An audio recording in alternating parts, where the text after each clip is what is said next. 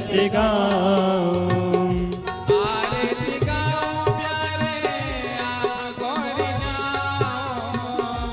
आरती गाऊं प्यारे आपको रिझाऊं। मैं आरती गाऊं प्यारे आपको मनाऊं। मैं आरती गाऊं प्यारे आपको रिझाऊं। श्याम सुंदर तेरे आरती गाऊं। श्याम सुंदर तेरी आरती गाऊं। मोर मुकुट तेरे शीश पे सोहे। मोरे मुकुट तेरे शीश पे सोहे। प्यारी बंसी मेरो मन मोहे।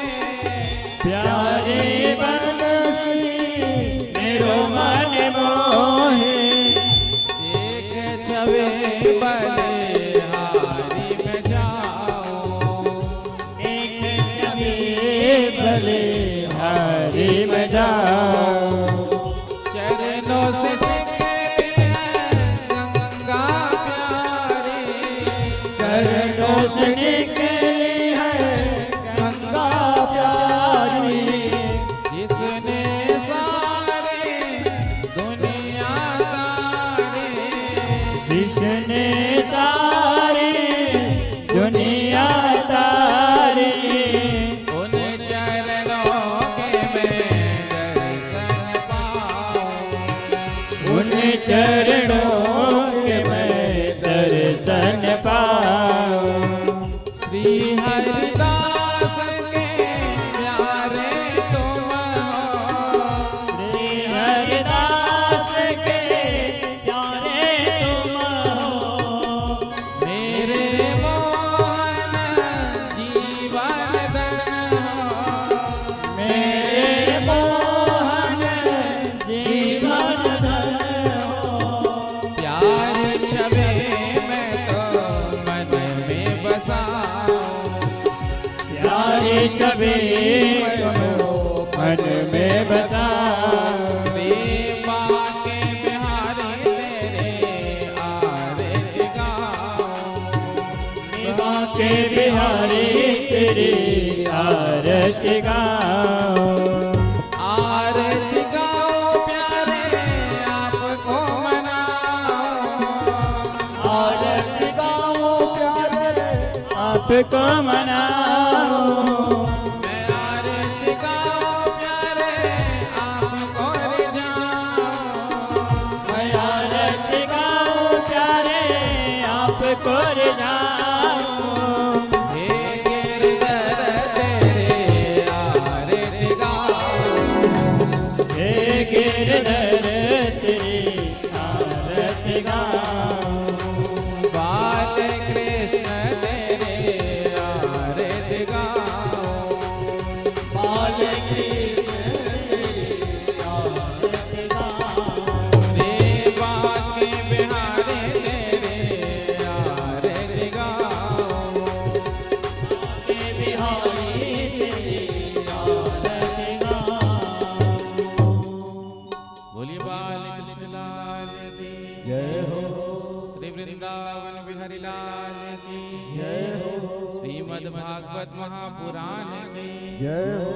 श्री हनुमान जी महाराज की जय हो।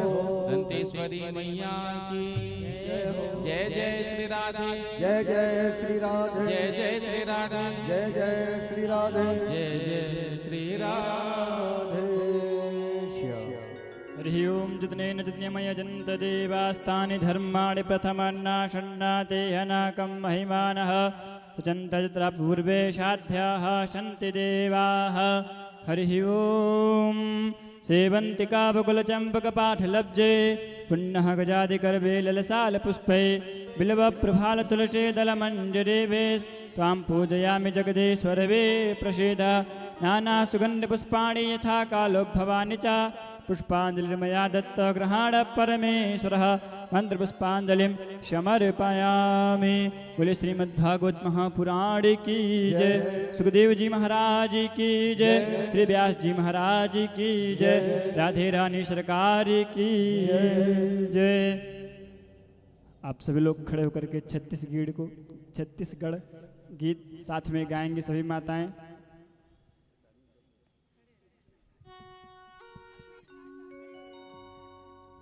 सभी लोग खड़े हो जाइए, सभी माताएं।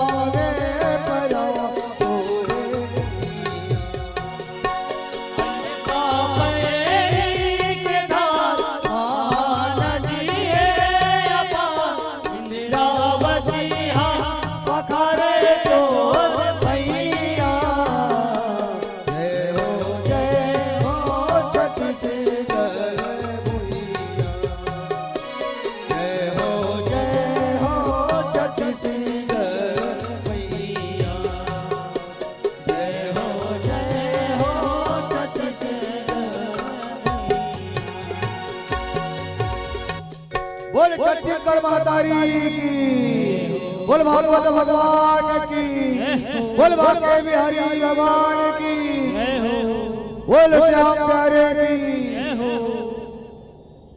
श्री राधे। आप सभी लोग अपने अपने यथास्थान बैठ जाएंगे। आप सभी भक्तगणों का हार्दिक स्वागत एवं अभिनंदन।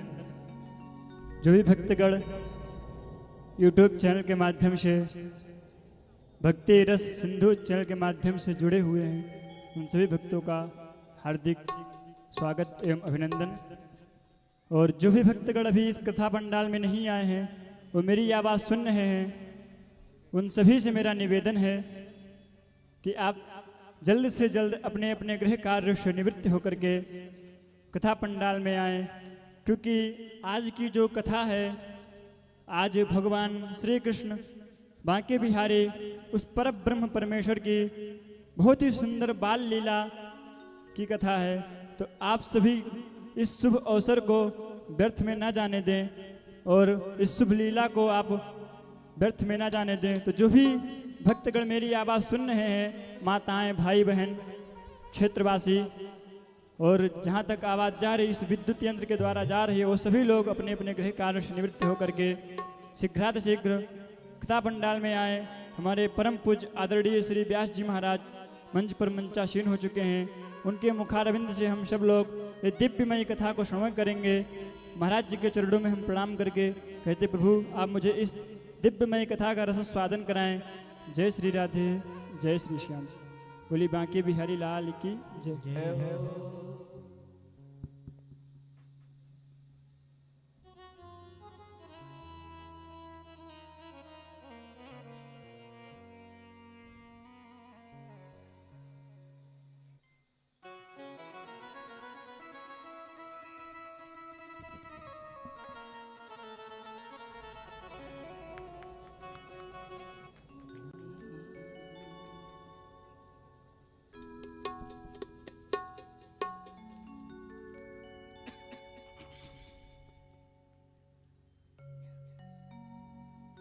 गुरुर्ब्रह्मा गुरुर्विष्णु गुरुर्देवो महेश्वर,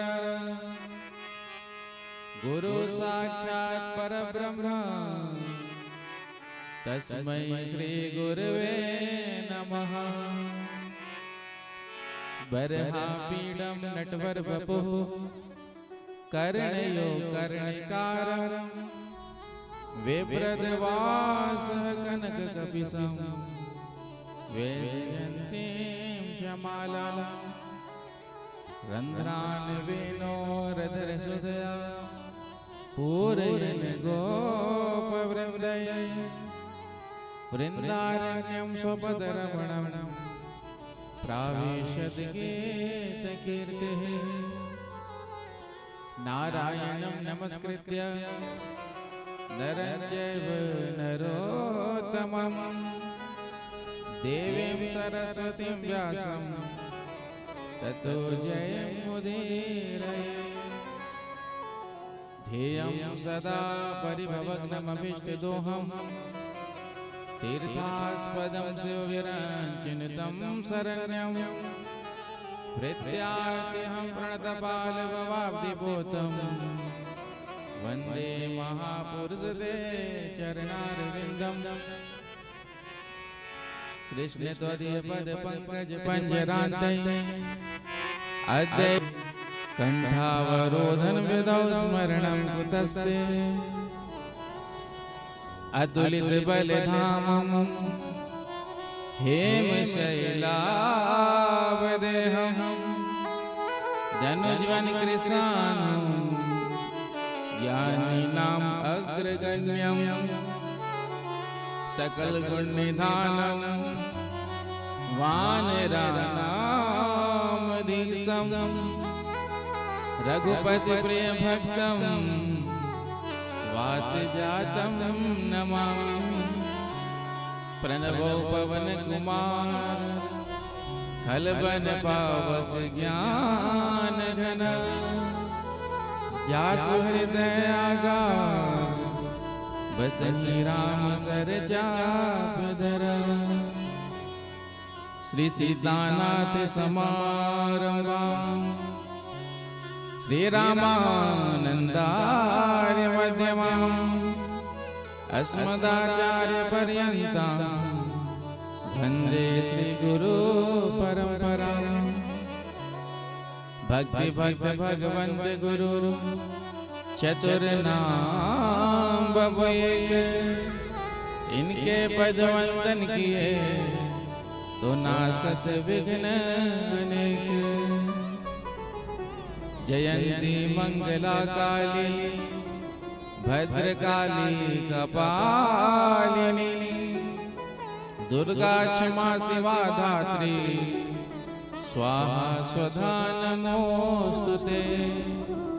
श्री राधे मेरी स्वामिनी मैं राधे जुगो दास, जन्म जन्म मोह दीजियो श्री वृंदावन को वास।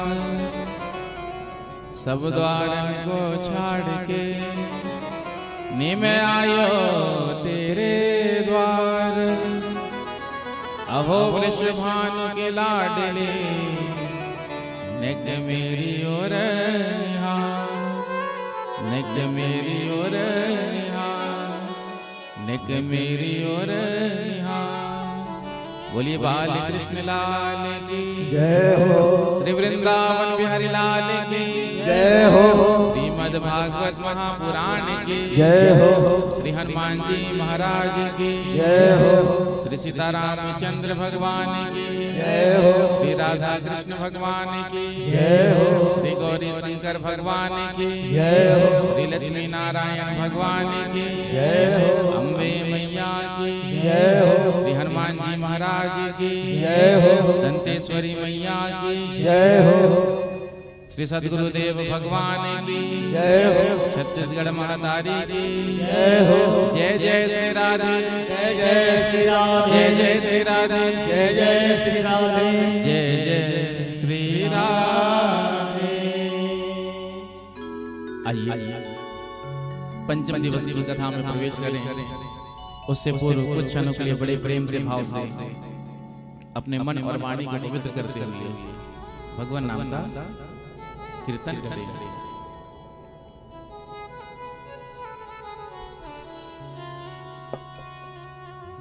जय राधा माधव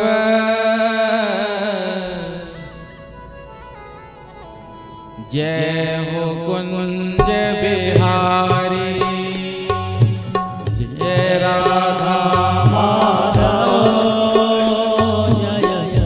जय हो कुंज बिहारी, जय राधा माधव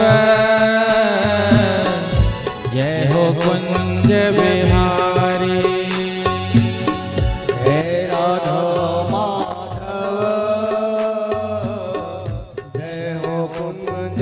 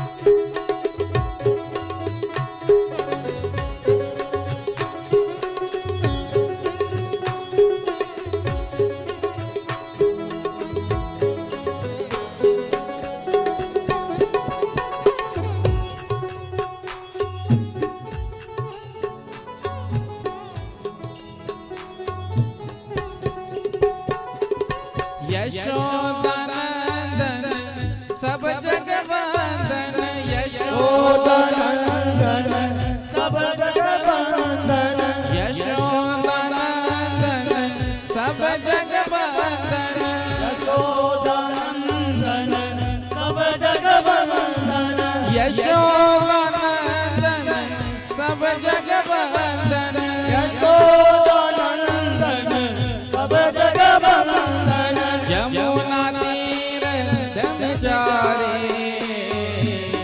यमुना तीर धनचारी जय राधा माधव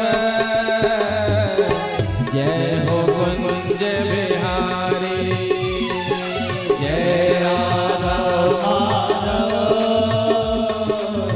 जय हो कुंज बिहारी जय गोपी जन वल्लभ जय गोपी जन वल्लभ जय गोपी जन वल्लभ जय गोपी जन वल्लभ जय गिरिवरधारी जय राधा माधव जय हो कुंज बिहारी जय राधा माधव जय हो कुंज बिहारी हरे कृष्णा कृष्णा कृष्णा हरे हरे हरे कृष्णा कृष्णा कृष्णा हरे हरे हरे राम राम राम हरे हरे हरे राम हरे राम हरे हरे हरे कृष्णा कृष्णा कृष्णा हरे हरे गाये हरे कृष्णा कृष्णा कृष्णा हरे हरे ओ हरे राम राम राम हरे हरे हरे राम हरे हरे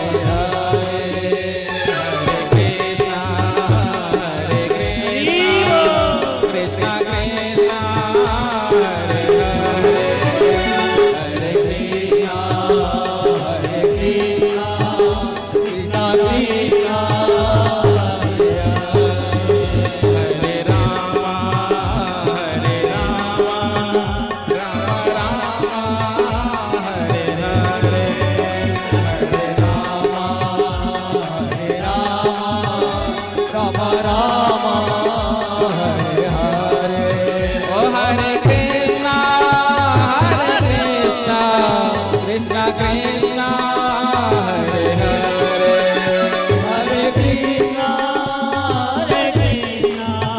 कृष्णा कृष्णा हरे हरे ओ हरे राम राम राम हरे हरे हरे राम हरे हरे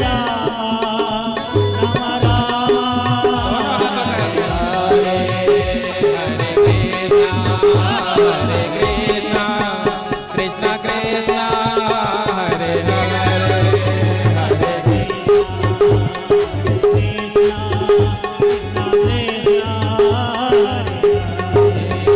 हरे राम राम राम हरे हरे हरे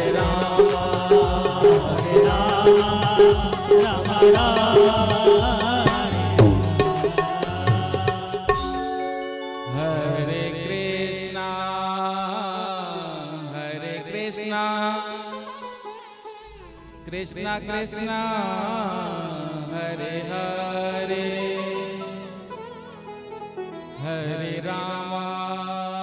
हरे राम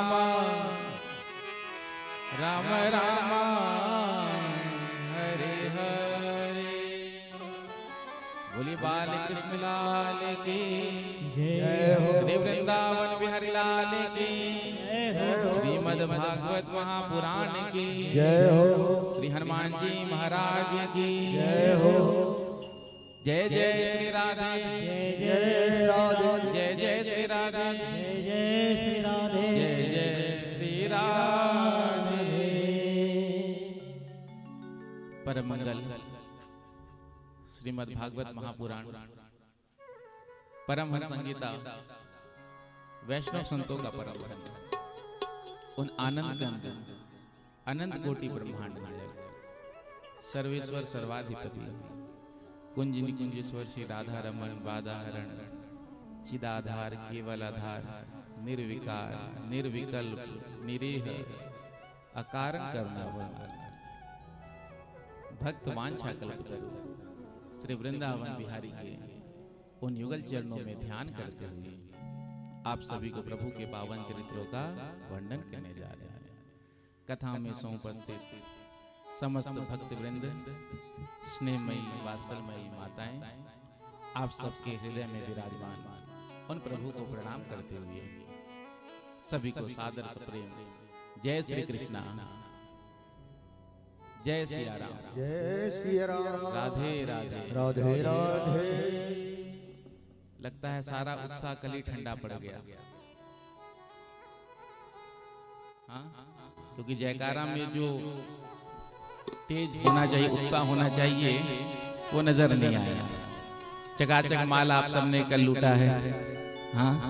न जाने किसके हाथ में क्या आया। चकाचक खूब आनंद भी लिया है कल आप सबने, खूब नंद महोत्सव का हमने यहाँ पर आनंद उठाया।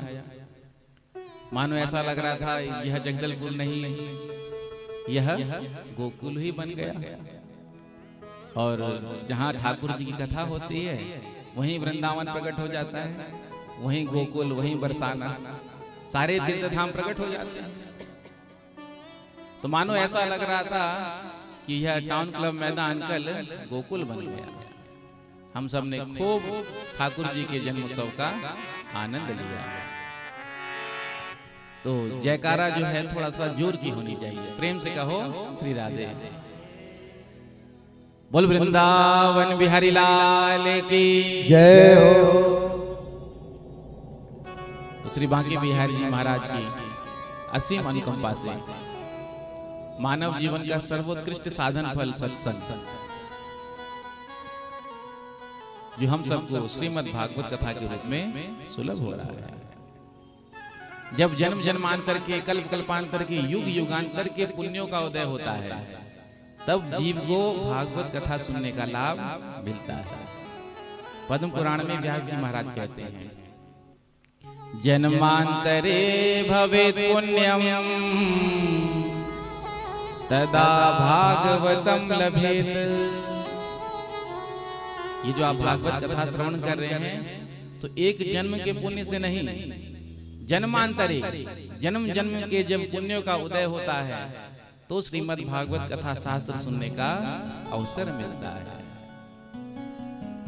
क्योंकि ये श्रीमद् भागवत कथा कोई साधारण नहीं है, एकदम आसानी से नहीं मिलता है।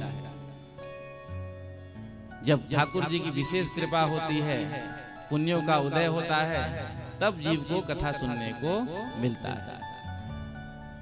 और कथा सुनने के बाद उसको अपने जीवन में भी हमको धारण करना होता है। आप 1000 कथा सुन लीजिए, लेकिन जब तक आप उसको अपने जीवन में धारण नहीं करेंगे, तब तक आपका कल्याण नहीं होगा। आज हम कथा केवल कानों से सुनते हैं और कानों तक सीमित रखते हैं। केवल कथा सुन लिया और बस कानों तक ही सीमित रख लिया, उसे अपने जीवन में नहीं उतारता। कथा जीवन जीना सिखाती है कि मानव जीवन कैसा होना चाहिए, किस मूल्यों पर आधारित होना चाहिए। आर्ट ऑफ लिविंग, ये भागवत हमको सिखाती है कि हम जीवन में कैसे रहें, संसार में, परिवार में, समाज में हमारा कैसा व्यवहार हो। कथा जोड़ती है, नेशनल इंटीग्रेशन का काम भागवत कथा करती है। सबको जोड़ देती है ना। अब आप सब यहाँ पर बैठे हैं, ना जाने कौन कहाँ कहाँ से आया। जरूरी नहीं कि आप जगदलपुर से ही हैं, आपके मध्य में हो सकता है बाहर से भी कोई आकर के बैठे होंगे। तो कथा सबको जोड़ती है। तो हम सबको भी एक रहना है, क्योंकि कथा का काम क्या है? जोड़ना। और कथा सुनकर भी यदि हम एक नहीं हो पाए तो फिर कथा सुनने का क्या लाभ? प्रेम से कहो श्री राधे। जोर से कह दो राधे राधे, राधे राधे, राधे राधे। तो कथा को हमको अपने जीवन में, अपने आचरण में उतारना है। देखो, कथा तभी आपका कल्याण करेगी जब हम उसको अपने जीवन में उतारेंगे। आपको भूख लग रही है, आपके सामने 56 भोग रखे हुए हैं, तो क्या देखने मात्र से आपका पेट भर जाएगा? बताओ, भर जाएगा? आपको भूख लग रही है, सामने 56 भोग भी रखा हुआ है, लेकिन आपका भूख, आपकी क्षुधा तब तक नहीं मिटेगी जब तक आप उस 56 भोग में से कुछ उठा करके अपने पेट में नहीं डालेंगे। पूड़ी कचौड़ी साग रायता 56 भोग में तो सब चकाचक रहता है। तो जब आप 56 भोग में से कुछ पाएंगे तो आपको भूख नहीं लगेगा, भूख मिट जाएगा, तृप्ति होगा, पेट भर जाएगा। तो उसी प्रकार से जब हम कथा को अपने जीवन में उतारेंगे तो हमारा कल्याण होगा। कथा सुनने के बाद भी जैसे 7 दिन पहले रहते हैं, कथा सुनने के बाद भी हमारा व्यवहार वैसा ही रहता है। छोटी छोटी बातों पर लोग उखड़ जाते हैं, नाराज हो जाते हैं एक दूसरे से। हम सबको तो प्रेम से रहना चाहिए, एक दूसरे के साथ मिलजुल कर रहना चाहिए। ना जाने कब तक इससे संयोग बना है, सबसे हिलमिल चालिए नदी नाव संयोग। 2 दिन की जिंदगी है, क्या किसी से बैर रखना, क्या नाराजगी किसी से रखना? जिंदगी का कोई भरोसा है? कोई भरोसा नहीं है। लेकिन हम छोटी छोटी बातों को पकड़कर जो है अपने चित्त में लगा लेते हैं। तो कथा सुनकर के यदि मैं मन का मैल नहीं धुला तो फिर कथा सुनने का लाभ क्या? प्रेम से कहो श्री राधे। तोरा मन दर्पण कहलाए, तोरा मन दर्पण कहलाए, तोरा मन दर्पण कहलाए, तोरा मन दर्पण कहलाए।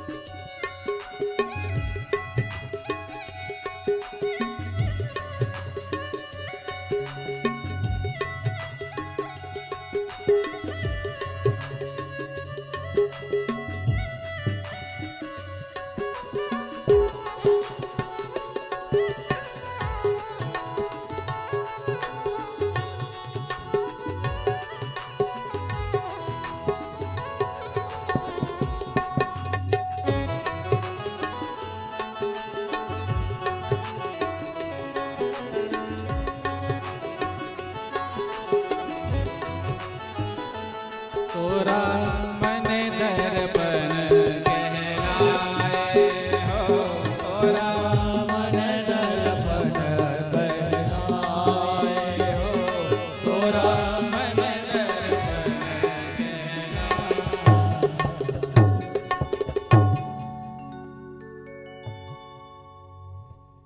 तो हमारा मन जो है वो दर्पण की तरह है, और भागवत जी भी दर्पण की तरह है। प्रेम से कहो श्री राधे। श्री राधे।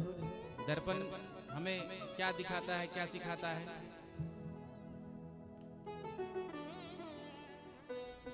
दर्पण हमको क्या दिखाता है? भैया माताएं दर्पण के सामने बहुत बैठती हैं। प्रेम से कहो श्री राधे। श्री राधे। घंटों दर्पण के सामने माताएं बैठती हैं। बताइए क्या दिखाता है? दर्पण हमको वही दिखाता है हम जैसे हैं। हमने अभी पगड़ी बांधा है तो दर्पण हमको यही दिखाएगा। थोड़ी देर पहले हमने पगड़ी नहीं बांधा था तो दर्पण ने वही दिखाया। तो हम जैसे हैं वही दर्पण दिखाता है। उसी प्रकार से भागवत हमको ये दिखाता है कि हमारा आचरण, हमारा व्यवहार कैसा है। कथा में बैठने के बाद हमको पता चल जाता है कि हमारा जीवन कैसा है, राम जी की तरह है या रावण की तरह है। हमारा जीवन जानकी जी की तरह है या सूर्पनखा की तरह है। और देखो दर्पण जो है रिश्वत नहीं लेता। प्रेम से कहो श्री राधे। ये नहीं कि माल नीचे से पकड़ा दिया तो दर्पण कुछ और आपको दिखा देगा। आजकल तो एआई का जमाना है तो लिपापोती हो जाती है, लेकिन दर्पण झूठ नहीं कहता। दर्पण तो जो जैसा है वैसे ही दिखाता है। तो दर्पण देखने से दो लाभ होता है। एक तो ये दिख जाता है कि हम कैसे दिख रहे हैं। अब मेरे पास दर्पण होता तो मैं भी देख लेता कि मैं कैसा दिख रहा हूं। और यदि कुछ 19-20 थोड़ा कुछ टेढ़ा या कुछ चेहरे पे लगा हो तो फिर मैं दर्पण में देख करके उसको ठीक कर सकता हूँ, साफ कर सकता हूँ। तो ये भागवत कथा रूपी दर्पण में हम बैठे हैं और हम अपने गुण और दोष को यहाँ देख रहे हैं। सबको पता है कि हम कैसे हैं। देखो मनुष्य को दो ही जान सकते हैं, दो लोग। एक तो उसका अंतरात्मा कि मैं कैसा हूँ, मैं कैसी हूँ, और दूसरा परमात्मा। तीसरा कोई नहीं जान सकता। हम कैसे हैं ये हम ही जान सकते हैं। भले हम ऊपर से कितना भी बनावटी स्वरूप बना लें, ऊपर से हम कितना भी बनावटी स्वरूप बना लें, लेकिन अंतरात्मा तो हमारा जानता है कि हमारा स्वभाव कैसा है, हमारा व्यवहार कैसा है। तो इस दर्पण को देख करके, भागवत रूपी दर्पण को देख करके यदि हमें अपने दोष नजर आ रहे हैं तो उस दोष को दूर करना चाहिए। अब मैंने मिरर देखा, आईना देखा, दर्पण देखा, यहाँ कुछ लगा हुआ है तो मुझे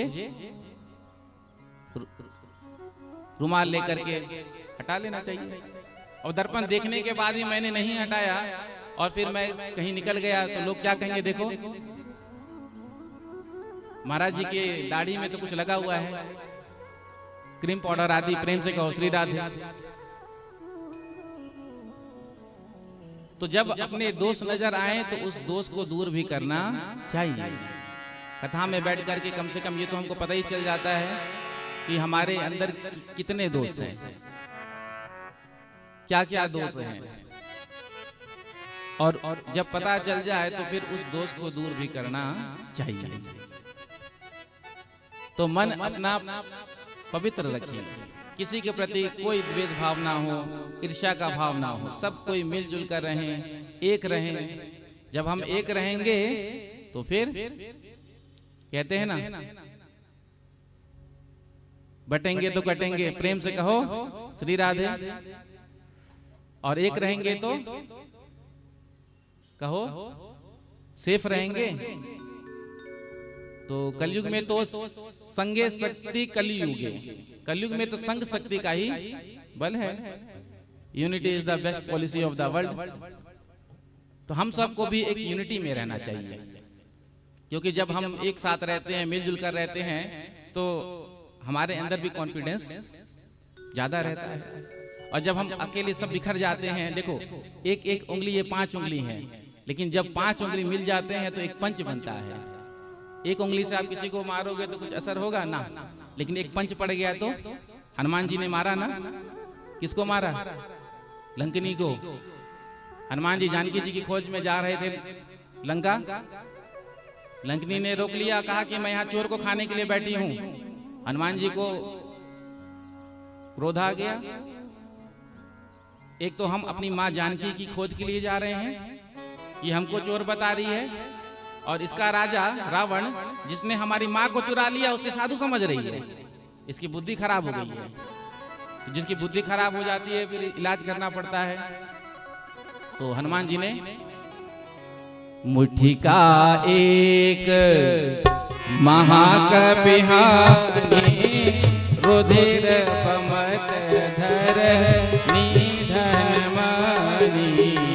मुट्ठी का एक महाकपिहानी रुधिर पमत धर निधन मानी। मुट्ठी का एक महाकपिहानी रुधिर पमत धर निधन मानी। एक मुक्का मारा, सोई खून की उल्टी करते हुए गिर गई। और ऐसा सत्संग हुआ है, मुक्के का स्पर्श, हनुमान जी का संत है, संत का स्पर्श कैसे भी हो जाए तो जो बुद्धि उसकी खराब हो चुकी थी वो बुद्धि शुद्ध हो गई।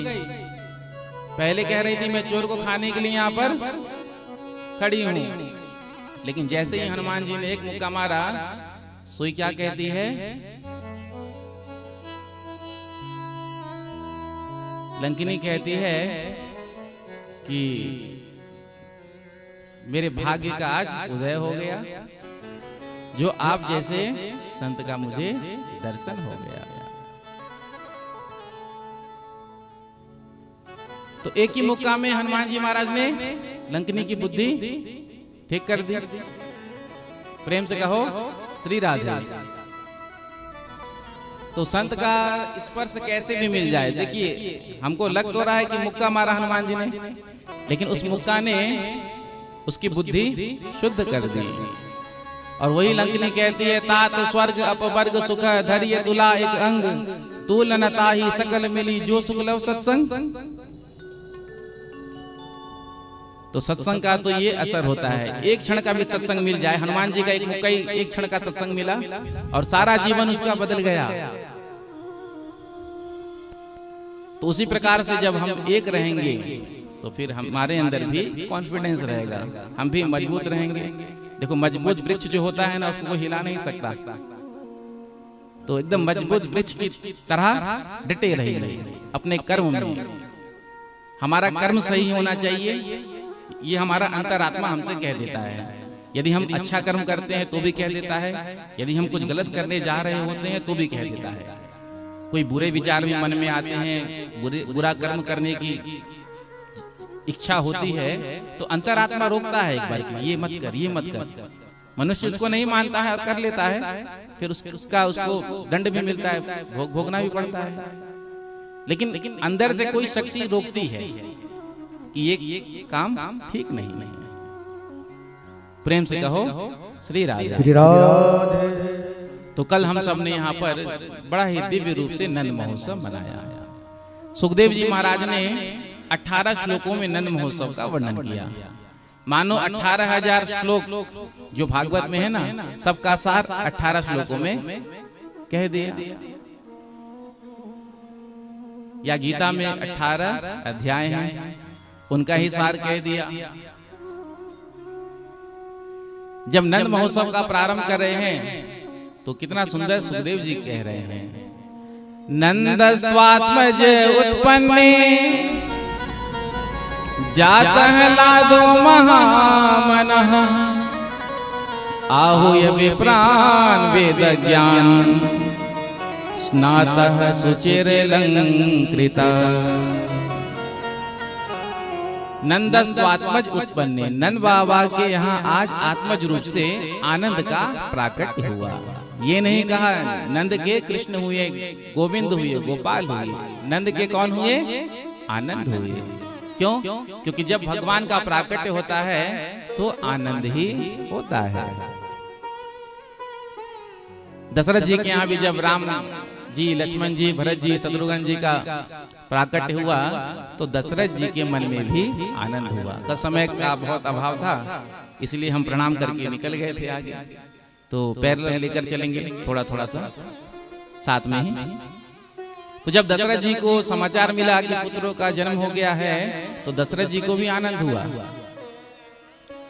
दशरथ पुत्र जन्म सोनिकाना, दशरथ पुत्र जन्म सोनिकाना, मानहु ब्रह्मा नंद समाना, मानहु ब्रह्मा नंद समाना, परमानंद पुरी मन राजा, परमानंद पुरी मन राजा, कहा बोलाए बजावऊं बाजा, कहा बोलाए बजावऊं, जाकर नाम सुनत शोभ होए, जाकर नाम गाइए सुनत सुख होई, जाकर नाम सुनत शोभ होए, जाकर नाम सुनत शुभ होई, मोरे गृह आवा प्रभु सोई, मोरे गृह आवा प्रभु सोई। तो दशरथ जी के मन में भी आज आनंद हुआ।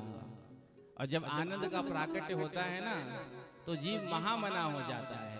महामना किसे कहते हैं? जिसके अंदर से मेरे तेरे का भेद समाप्त हो जाए, मैं मेरा तू तेरा, जिसके अंदर से ये समाप्त हो गया वो महामना हो गया। तो आज नंद बाबा महामना हो गए। देखिए, दो प्रकार के लोग समाज में, संसार में देखे जाते हैं। पहले तो नंद बाबा। नंद किसे कहते हैं? जो दूसरे को आनंद देते हैं उसे नंद कहते हैं। और जो दूसरे को आनंद ना दे उसे क्या कहते हैं? ननद, पति की बहन। कोई भाग्यशाली भाभी होगी जिसको ननद से सुख प्राप्त हुआ होगा। प्रेम से कहो श्री राधे। तो जिसके जाने से आनंद आ जाए वो ननद। जब तक पीहर में रहती है, मायके में रहती है, भाभी के नाक में दम करके रखती है। हाँ, बात बात पर शिकायत मम्मी से कर देती है। भाभी ने सीरा खा लिया, हलवा बना करके जाकर कह देगी, मम्मी भाभी ने घी में बना करके गाजर का हलवा खा लिया। तो जब तक पीहर में रहती है तब तक भाभी के नाक में दम करके रखती है। तो जब वो जाती है तो भाभी जी को बड़ा आनंद होता है। चलो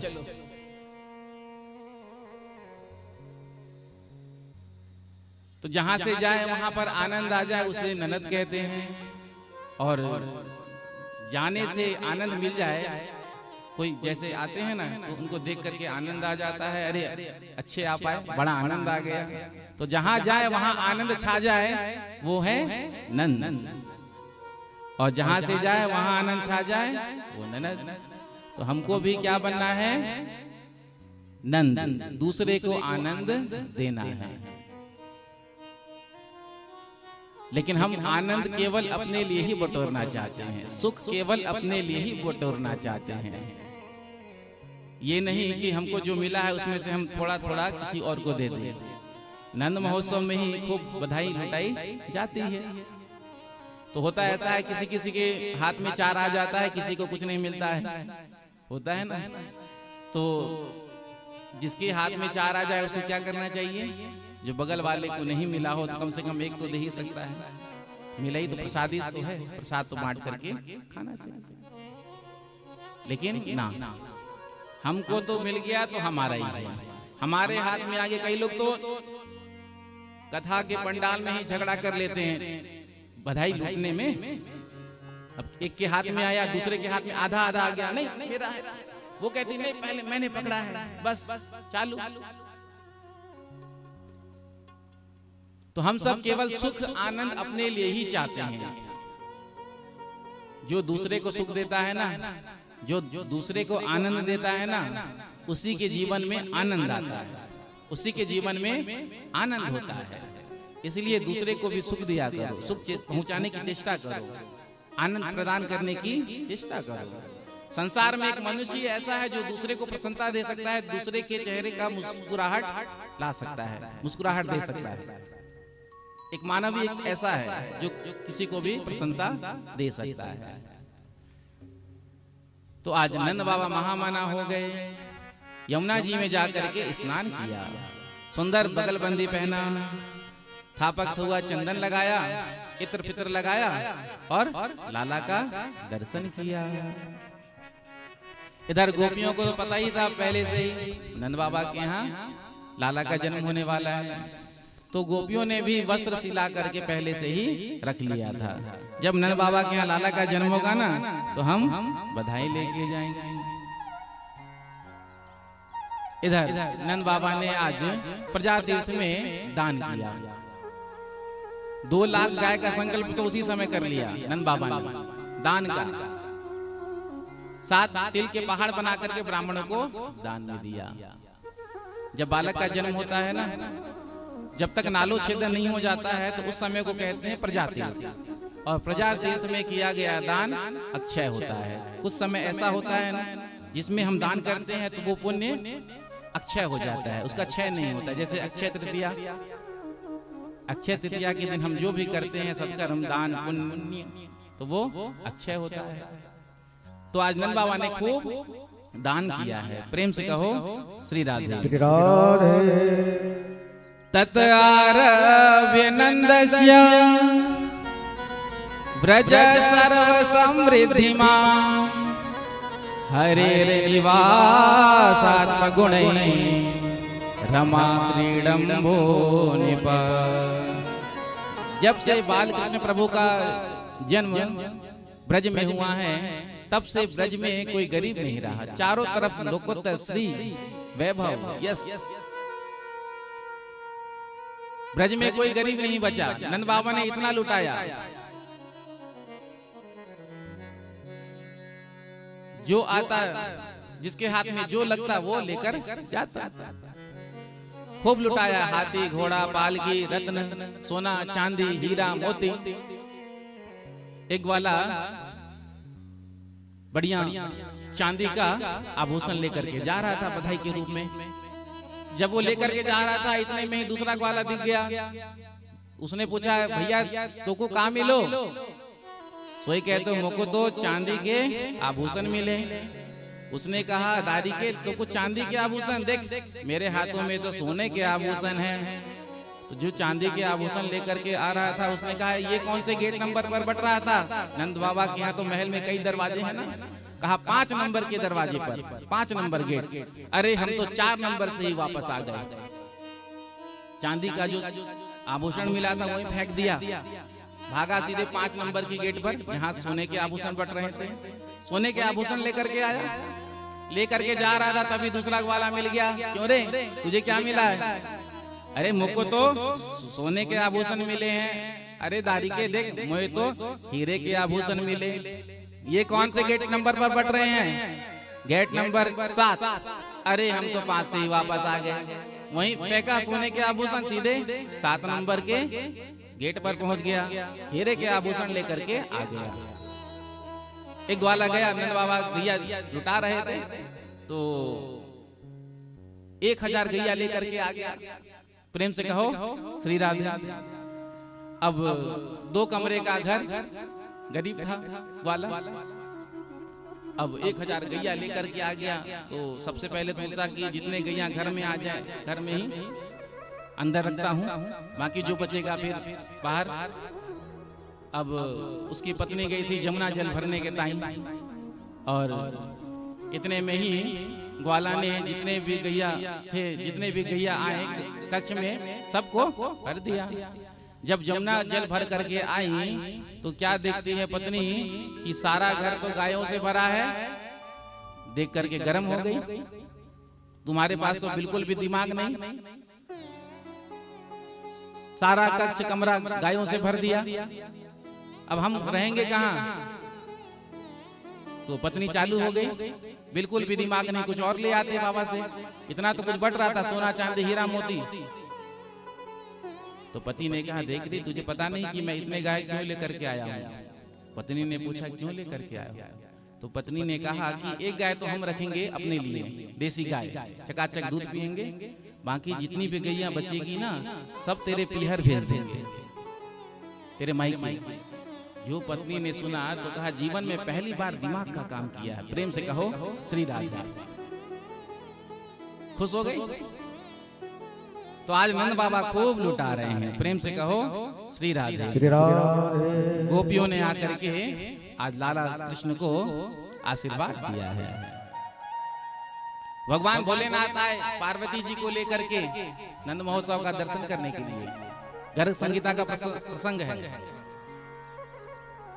जब भोलेनाथ ने देखा नंद बाबा तो खूब गैया लुटा रहे हैं, हाथी घोड़ा पालकी, तो जब देखा गैया लुटाते हुए भोलेनाथ ने तो नंदीश्वर का पूंछ पकड़ कर खड़े हो गए। कहीं नंद बाबा गैया लुटाते लुटाते हमारे नंदीश्वर को ही ना लुटा दे। पार्वती जी ने जब देखा हाथी का दान करते हुए तो पार्वती जी गणेश जी को अपने छाती से चिपका लिया, कहीं नंद बाबा दान के आवेश में हमारे गणेश जी का दान ना कर दें। कुबेर भी आए थे नंद महोत्सव का दर्शन करने के लिए, लेकिन जब कुबेर ने नीचे देखा तो आंखों को नीचे कर दिया। नंद कछु इतनो जो दियो है, देखऊं कुबेरों की मत बोरी, देखत ब्रज ही लुटाए दियो, न बची बचिया छछिया ना पिछोरी। कुबेर भी देख करके नेत्र को नीचे कर लिए। खूब नंद महोत्सव का आनंद गोकुल में बरस रहा है। जितने भी ब्रजवासी हैं, ग्वाल बाल हैं, एक दूसरे पर माखन का लौंदा ले ले करके फेंक फेंक करके लुटा रहे हैं। नंद के आनंद भयो हाथी घोड़ा पाल की, तो माखन का लौंदा उठाया। माखन का लौंदा तो आपने देखा होगा, बस उठाया माखन का लौंदा और एक दूसरे पर फेंकना शुरू किया। एक 125 वर्ष की गोपी, अब 125 वर्ष की गोपी तो मुख में दांत तो होंगे नहीं, बुढ़िया थी। जब उसने सुना कि नंद बाबा के यहाँ खूब जोर का उत्सव हो रहा है, खूब बधाइयां लुट रही हैं, तो मन में आया कि चलो चल करके मैं भी नेक दर्शन करवाऊं। जब वो बुढ़िया पहुंची है नंद भवन के महल के आंगन में, तो क्या देखती है सब एक दूसरे पर माखन का लौंदा फेंक फेंक करके उत्सव मना रहे हैं। नंद के आनंद भयो जय कन्हैया लाल की। एक ग्वाला ने माखन का लौंदा उठाया और फेंका, और निशाना भी ऐसा सटीक लगा कि उस बुढ़िया के मुख के अंदर, अब दांत तो थे नहीं जो रुक जाता, और माखन जैसा चिकना चीज जैसे ही मुख में गया सोई नीचे चला गया।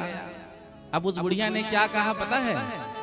देखो ऐसो जोर को उत्सव चल रहा है कि यहाँ तो अपने आप मुख में माखन आ जाए। तो सारे गोकुलवासी नंद महोत्सव बड़े प्रेम से मना रहे हैं। हो बाजे बाजे री बधाई मैया तोरे अंगना, हो बाजे बाजे रे बधाई मैया तोरे अंगना, हो बाजे बाजे रे बधाई मैया तोरे अंगना, ओ बाजे बाजे रे बधाई मैया तोरे अंगना, मैया तोरे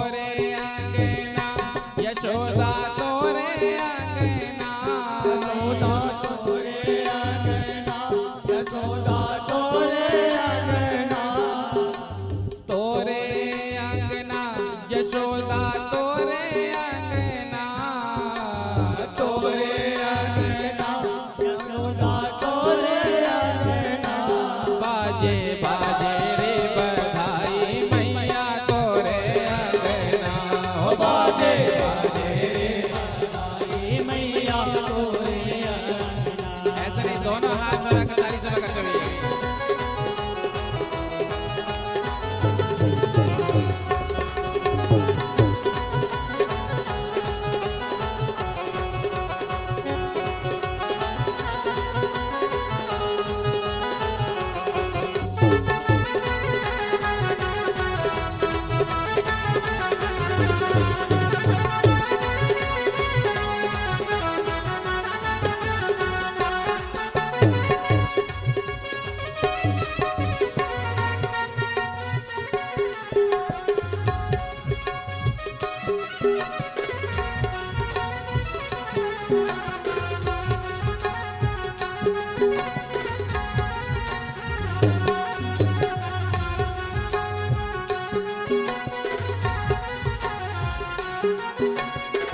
बड़ो अनोखो लाला जायो, बड़ो अनोखो लाला जायो, श्याम रंग सब के मन भायो, श्याम रंग सब के मन भायो, ब्रजवासिन के मन होल सायो, ब्रजवासिन के मन होल सायो।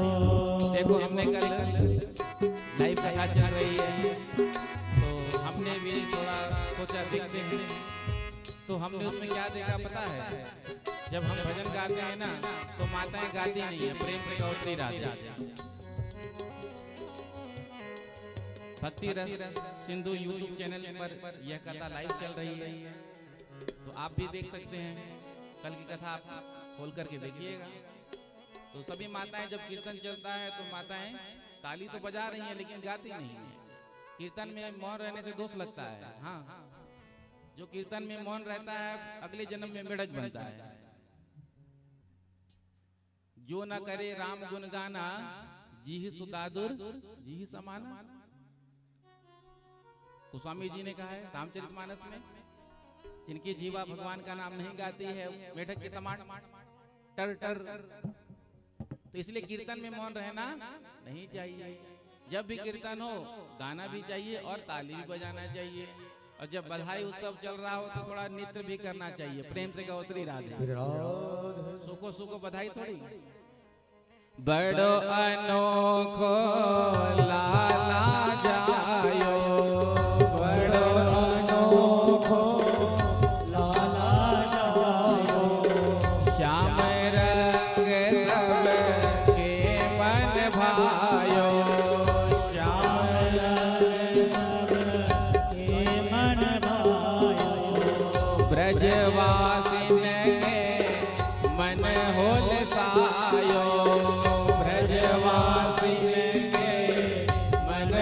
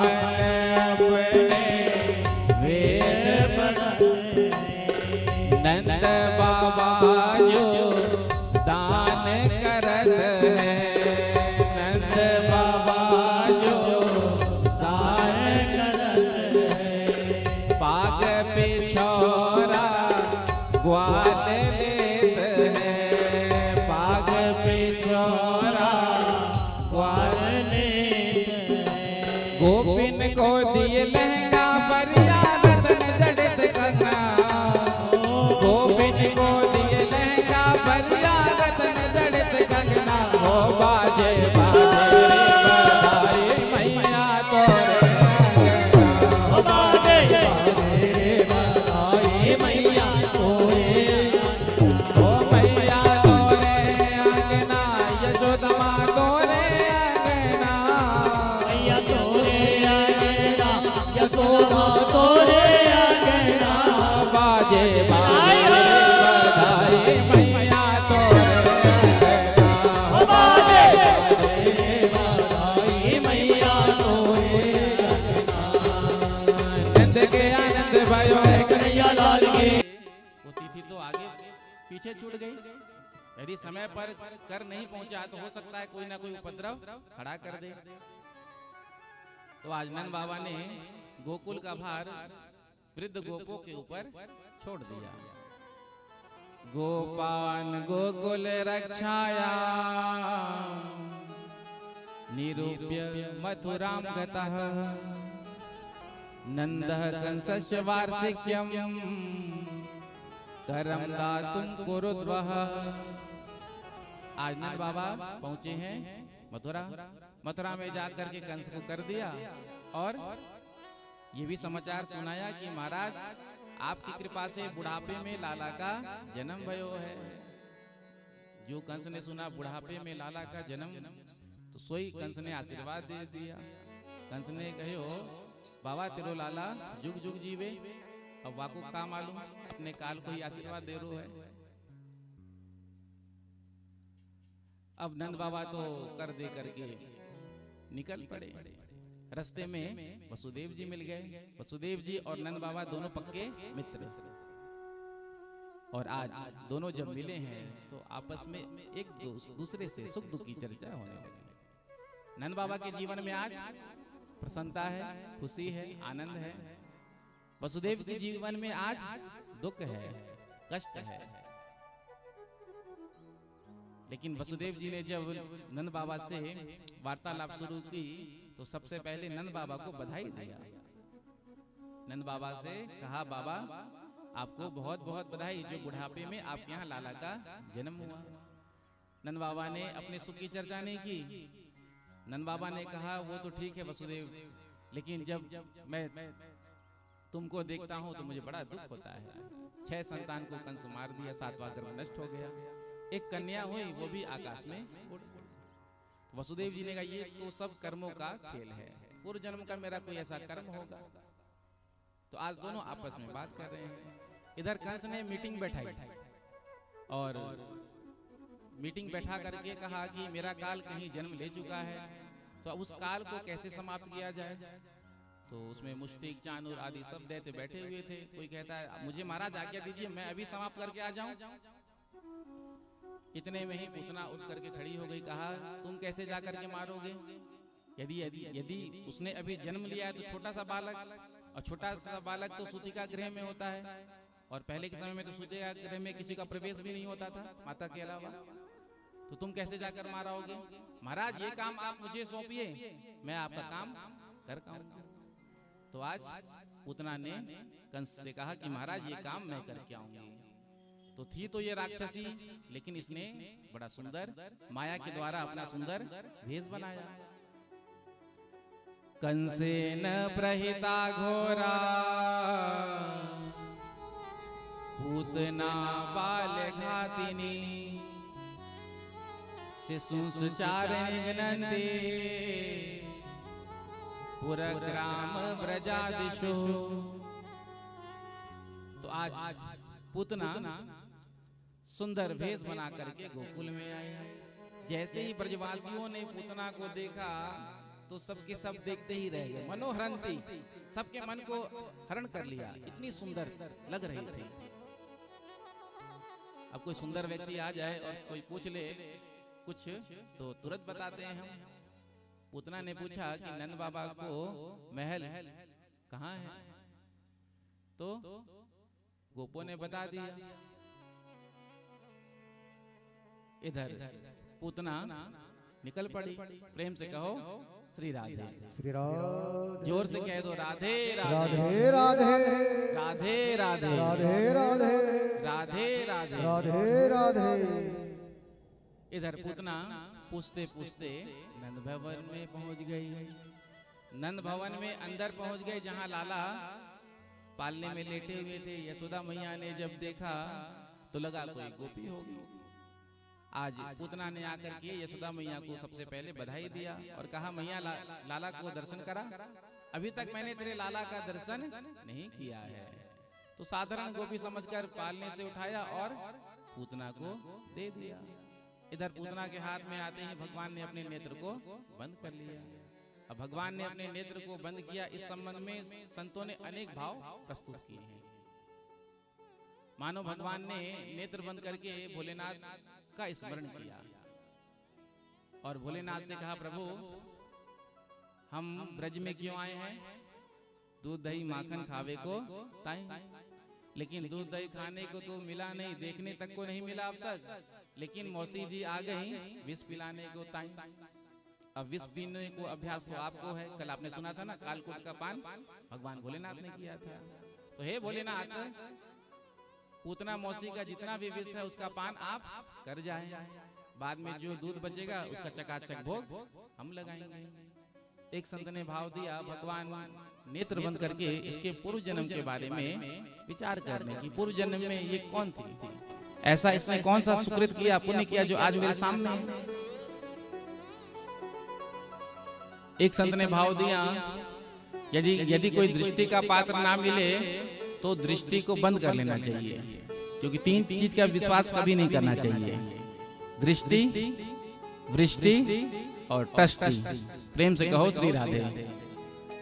ये नेत्र जो है न जाने कब कहां लग जाए, कहां हमको फंसा दे।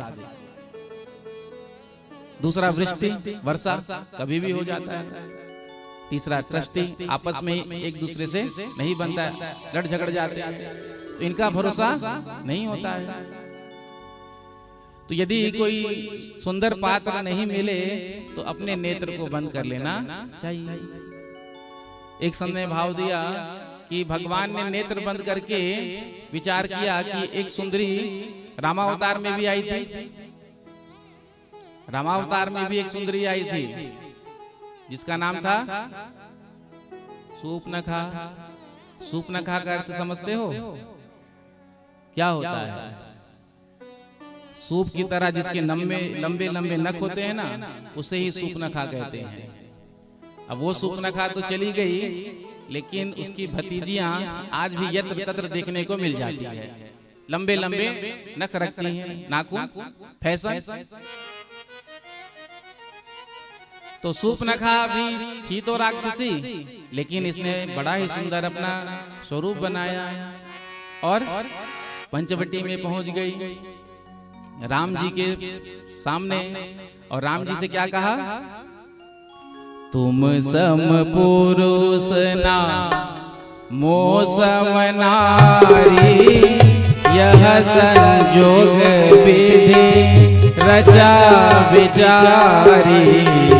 तुम सम पुरुष ना मोह सम नारी, यह संजोग विधि रचा विचारी। मम अनुरूप पुरुष जग माही, देखो खोजी लोक देहु नाही।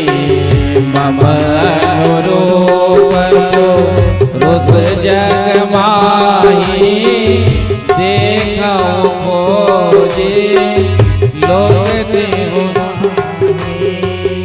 ताते अब लगे रहाई कुमारे, ताते अब लगी रही कुमारी मनु माना कछु तुम ही निहारे मन माना कछु तुम ही निहारे मनो माना कछु तुम ही निहारे। तो क्या कहती है सूर्पनखा, तुम सम पुरुष ना हो सम नारी। आपके जैसा सुंदर पुरुष तो मैंने आज तक कभी देखा ही नहीं, और मुझे तो ऐसा लगता है यह संजोग विधि रचा विचारी विधाता ने आपको मेरे लिए ही बनाया है। उसके बाद क्या कहती है, ताते अब लगी रहे कुमारी मनु माना कछु तुम ही निहारी।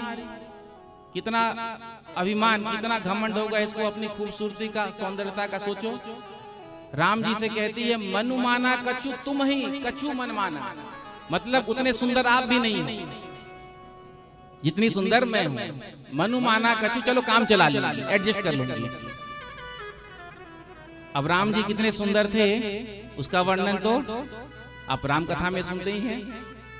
राम जी जब मिथिला में पहुंचे हैं, जब मिथिलानियों ने देखा है, तो मिथिलानियों ने जब राम जी को देखा तो सब की सब देखते ही रह गए। संतों ने गाया, चित चोर बा आजो बनौलनि, चित चोर बा आजो बनौलनि, शान गुमान गमौलनि, शान गुमान गमौलनि, चित चोरबा आजो बनौलनि, चित चोरबा आज बनौलनि। तो राम जी कितने सुंदर, लेकिन सूर्पनखा कहती है मन माना कछो तुम्हें ही नहीं हारी। राम जी से कहा मैं तो आपसे शादी करूं, राम जी ने कहा मैं तो विवाह पहले से ही कर चुका हूं। लक्ष्मण जी के पास भेज दिया, तो लक्ष्मण जी ने नाक कान काट करके भेज दिया। जा करके सूर्पनखा ने खरदूषण से कहा, तुम जैसे भाइयों के रहते हुए मेरे साथ आज ये घटना घट गई। दो वनवासियों ने मेरा अपमान किया, मेरा नाक कान काट दिया और बढ़ चढ़ करके थोड़ा बता दिया। तुम जैसे भाइयों के रहते हुए मेरा इतना बड़ा अपमान हो गया। खरदूषण को क्रोध आ गया, कहा बता कौन है, अभी बदला लेंगे।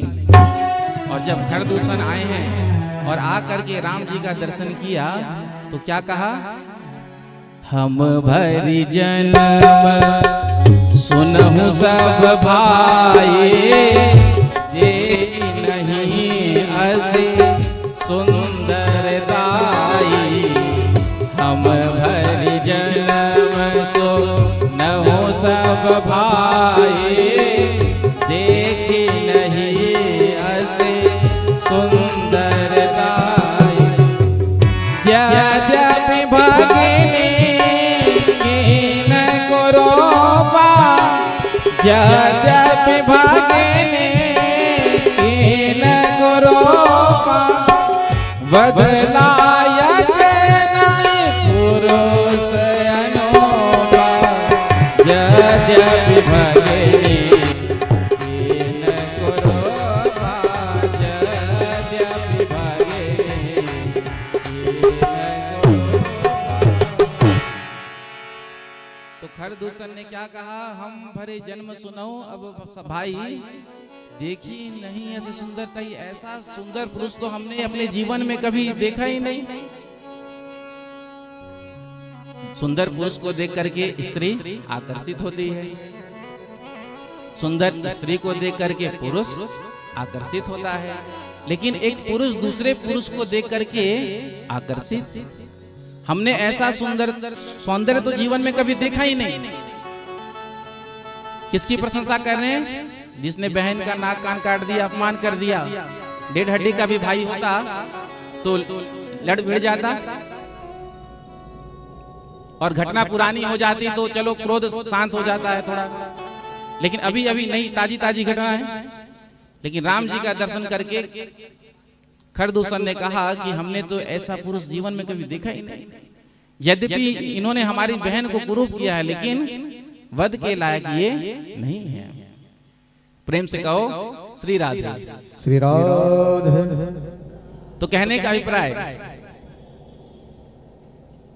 सूर्पनखा ने खूब प्रशंसा की अपनी, लेकिन राम जी ने एक बार भी निगाह उठा करके नहीं देखा। अब कोई प्रश्न आपसे कर रहा है तो उत्तर उसकी ओर देख कर दिया जाता है। सामने सूर्पनखा खड़ी है, राम जी से कह रही है, तो राम जी को निगाह उठाकर देख लेना चाहिए था। इतना प्रशंसा कर रही है, जवाब भी दिया, उत्तर भी दिया, तो सामने देख कर देना चाहिए था, लेकिन नहीं देखा। बगल में जानकी जी खड़ी थी, तो जानकी जी को देख करके आज सूर्पनखा को राम जी ने उत्तर दिया और हम सबको शिक्षा दी, यदि दृष्टि का कोई पात्र नहीं मिल रहा हो तो दृष्टि को बंद कर लेना चाहिए। नजरें मिली दुर्घटना, प्रेम से कहो श्री राधे। नजरें हटी दुर्घटना हटी। तो ये केवल कहावत नहीं, होता भी है। तो भगवान श्री कृष्ण ने सोचा, उस समय तो रामावतार में जानकी जी साथ में थी शक्ति, लेकिन अभी तक तो हमारी किशोरी जी हमारे पास आई नहीं है।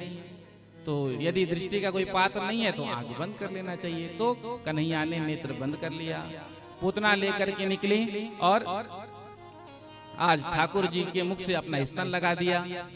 ठाकुर जी ने सबसे पहले इसके विष को पीना शुरू किया। जैसे ही विष का पान करने लगे, अपने राक्षसी स्वरूप में ये आ गई और ठाकुर जी को लेकर के आकाश में उड़ गई। भगवान ने इसके प्राणों को पीना शुरू किया। जब भगवान ने इसके प्राणों को पीना शुरू किया तो आकाश में ये चिल्लाने लगी, रे बालक छोड़ दे छोड़ दे छोड़ दे। भगवान ने कहा, मौसी जी मैं काऊ को पहले पकड़ू ना है, मेरा स्वभाव है, और एक बार मैं जाको पकड़ लूं, जब तक वाको मुक्ति ना कर दूं तब तक मैं वाको छोड़ू ना है। सोई पूतना का उद्धार किया। प्रेम से कहो श्री राधे। श्री राधे। पूतना के पूर्व जन्म के बारे में भी बताया। जब इसके चिता को जलाया तो सुगंध निकलने लगा।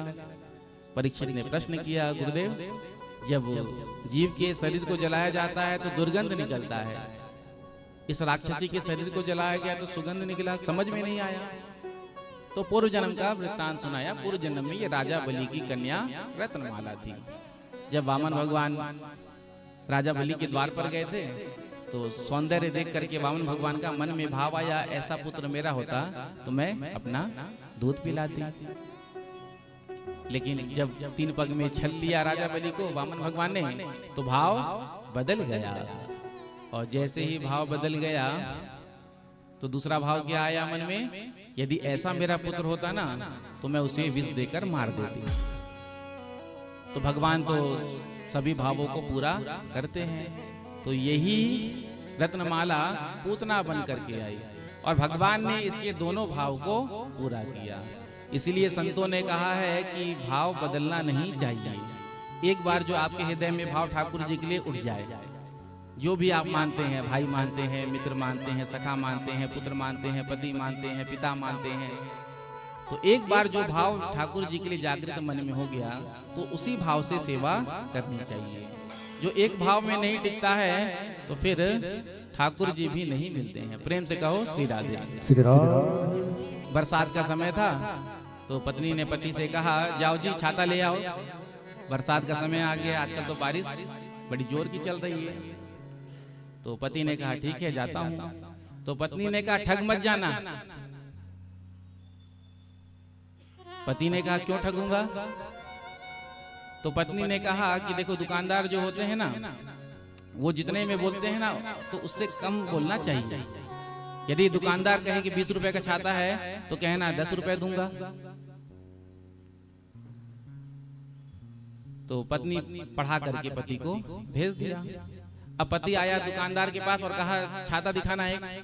छाता निकाल करके फोल्डिंग वाला दिया। कितने रुपए का है? दुकानदार ने कहा 20 रुपया। इसने कहा मैं तो 10 रुपए दूंगा। दुकानदार ने कहा चलो 18 रुपए दे दो। सो कहता है मैं तो 9 ही रुपए दूंगा। दुकानदार ने कहा चलो 16 रुपए दे दो। 16 रुपए दे दो, 16 रुपए में आप ले जाओ। कहा मैं तो 8 ही रुपए दूंगा। दुकानदार ने कहा 14 रुपए तो खरीदी पड़ा है, घर पर ही 14 रुपए पड़ा है, चलो तुमसे मुनाफा नहीं लूंगा, 14 में ले जाओ। सो कहता है मैं तो 7 ही रुपए दूंगा। दुकानदार ने कहा मुफ्त में क्यों नहीं ले लेते? तो बिना छाता लिए वापस आ गया। क्यों? क्योंकि वो एक भाव में नहीं टिका। एक भाव में टिका होता तो उसको छाता मिल जाता, लेकिन यदि भाव में टिक जाता तब तो छाता मिलता, लेकिन भाव में टिका ही नहीं। तो बिना भाव में टिके जब छाता नहीं मिलता तो बिना भाव में टिके ठाकुर जी कैसे मिलेंगे? भाव में तो टिकना होगा ना। प्रेम से कहो श्री राधे। जो पूतना मोक्ष की कथा को सुनते हैं उनके हृदय में भगवान गोविंद की भक्ति जागृत होती है। अब ठाकुर जी थोड़े और बड़े हुए। अब मैया ने लाला को सुलाया चित्त। थोड़ी देर के बाद जब मैया ने आकर देखा तो लाला ने करवट बदल लिया। जो मैया ने देखा खुशी के मारे उछल पड़ी। नंद बाबा से कहा आज तो हमारे लाला ने करवट बदली है, तो हमको क्या करना चाहिए? तो कहा कुल पुरोहित सांडिल मुनि जी से पूछते हैं। सांडिल मुनि को बुलाया। कहा महाराज आज हमारे लाला ने करवट बदली है, तो हमको क्या करना चाहिए? तो कहा उत्सव मनाना चाहिए। अब जब जीवन में खुशी का समय होता है तो हम उत्सव मनाने का बहाना ढूंढते हैं, मौका मिलना चाहिए। पहले वर्ष में मनाते थे बर्थडे, अब हर महीने मनने लगा। प्रेम से कहो Shri Radhe. First month, second month, third month. तो जब जीवन में खुशी होता है तो हम बहाना ढूंढते हैं उत्सव बनाने का। ऐसे ही यशोदा मैया बहाना ढूंढती है कब मौका मिल जाए उत्सव बनाने का। तो क्या करना चाहिए? तो कहा कि ब्राह्मणों को बुला करके स्वास्थ्य वाचन कराओ, पूजन कराओ, ब्राह्मणों का झरा भंडारा कराओ। अब यशोदा मैया ने गोकुल में गोपियों को बुलवा भेज दिया। आज मेरे घर पर लाला के करवट बदलने का उत्सव है। सारी गोपियां तुरंत इकट्ठा हो गई। क्यों? लाला का दर्शन है जाएगा। सारी गोपियां इकट्ठा हो गई। बाल कृष्ण प्रभु पालने में विश्राम कर रहे थे, सोए हुए थे। इधर गोपियां आई और गाना बजाना शुरू कर दिया। ढोल बजने लगा, मंजीरा बजने लगा, गीत गा रहे हैं। यशोदा मैया ने कहा अरे ठहर जाओ, अभी मेरे लाला सो रहे हैं। गोपियों ने कहा जब तेरे लाला सो रहे हैं तो तूने हमें क्यों बुलाया? तो यशोदा मैया ने कहा कोई बात नहीं, रुको थोड़ा समय मुझे दो। यशोदा मैया ने लाला को पालने से उठाया और नंद भवन के आंगन में जो छकड़ा था बैलगाड़ी, उसके नीचे वस्त्र का झोला बनाया, झूला, और लाला को पधरा दिया। इधर गोपियां गीत गा रही हैं, गीत गव रहे हैं। प्रभु ने सोचा देखो जिसके गीत गव रहे हैं वो बाहर लटक रहे हैं और अंदर उत्सव चल रहा है। इतने में ही सक्टासुर आया, आकर के बैलगाड़ी में छकड़े में प्रवेश कर गया, जोर जोर से हिलाने लगा। प्रभु ने सोचा मैं रोऊं, क्योंकि बालकों का बल रोना होता है। बालानाम रोदनम बलम। प्रभु ने रोना शुरू किया, लेकिन मैया गाने बजाने में मस्त थी, सुनाई पड़ा नहीं। फिर ठाकुर जी ने सोचा हम ही दो हाथ कर लेते हैं। ठाकुर जी ने नन्हे चरण को निकाला और जैसे ही छकड़ा पर प्रहार किया, सोई वो छकड़ा आकाश में और धड़ाम से नीचे गिरा। जितना भी दूध दही माखन की मटकी उसके ऊपर रखी हुई थी सब चारों ओर बिखर गया। जो आवाज यशोदा मैया ने सुना, दौड़ती भई आई है तो क्या दिखती है, लाला जमीन में लेटे हैं, छकड़ा उल्टो पड़ो है और दूध दही माखन बिखरो पड़ो है। यशोदा मैया ने लाला को गोद में लिया, ग्वाल बाल खेल रहे थे। पूछा अरे अभी तो कोई आंधी तूफान आयो ना, कोई बैल सांड निकलो ना, तो ये छकड़ा कैसे उलट गयो? ग्वाल बालों ने कहा अरे मैया तेरे लाला ने चरण का प्रहार किया, सो एक गाड़ी आकाश में उड़ गयो। यशोदा मैया ने कहा अरे ग्वाल बालो तुम सबन ने क्या भांग पी राखी है? मेरे इतने छोटे से लाला चरण का प्रहार किया, गाड़ी आकाश में उलट गयो। अब ग्वाल बाल अपनी मैया का कसम खाए, मैया जो कसम खिला ले लेकिन तेरे लाला ने चरण को प्रहार किया, सोई गाड़ी उलट गयो। यशोदा मैया ने कहा जाओ जाओ जाकर अपने आखन का इलाज कराओ। यशोदा मैया लाला कन्हैया को लेकर के महल में आई और आज ब्राह्मणों को भोजन कराया। प्रेम से कहो श्री राधे। श्री राधे। चकाचक माल बनवाया था, खीर पूड़ी रबड़ी, और ब्राह्मणों को भोजन कराया। और भोजन करने में ब्राह्मण देवता तो सबसे आगे हैं।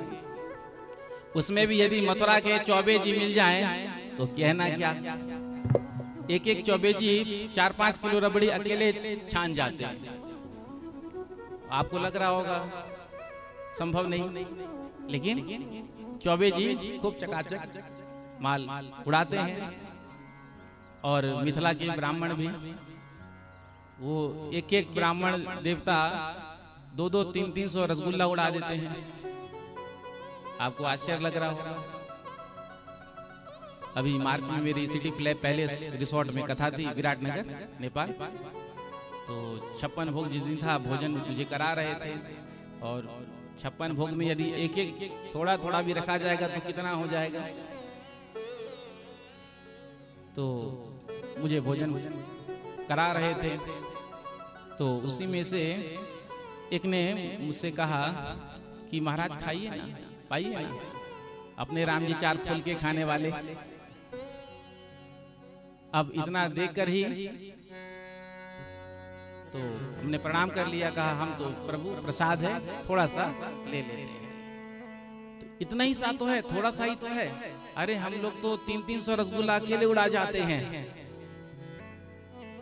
तो कहा अभी हम 4 महीना पहले बारात में गए थे, हम तीनों, जो समिति के अध्यक्ष थे वो और 2 और उनके साथ थे। तो नाम तो मुझे स्मरण नहीं है। तो उन्होंने कहा कि देखो ये अकेले 300 रसगुल्ला खाए थे।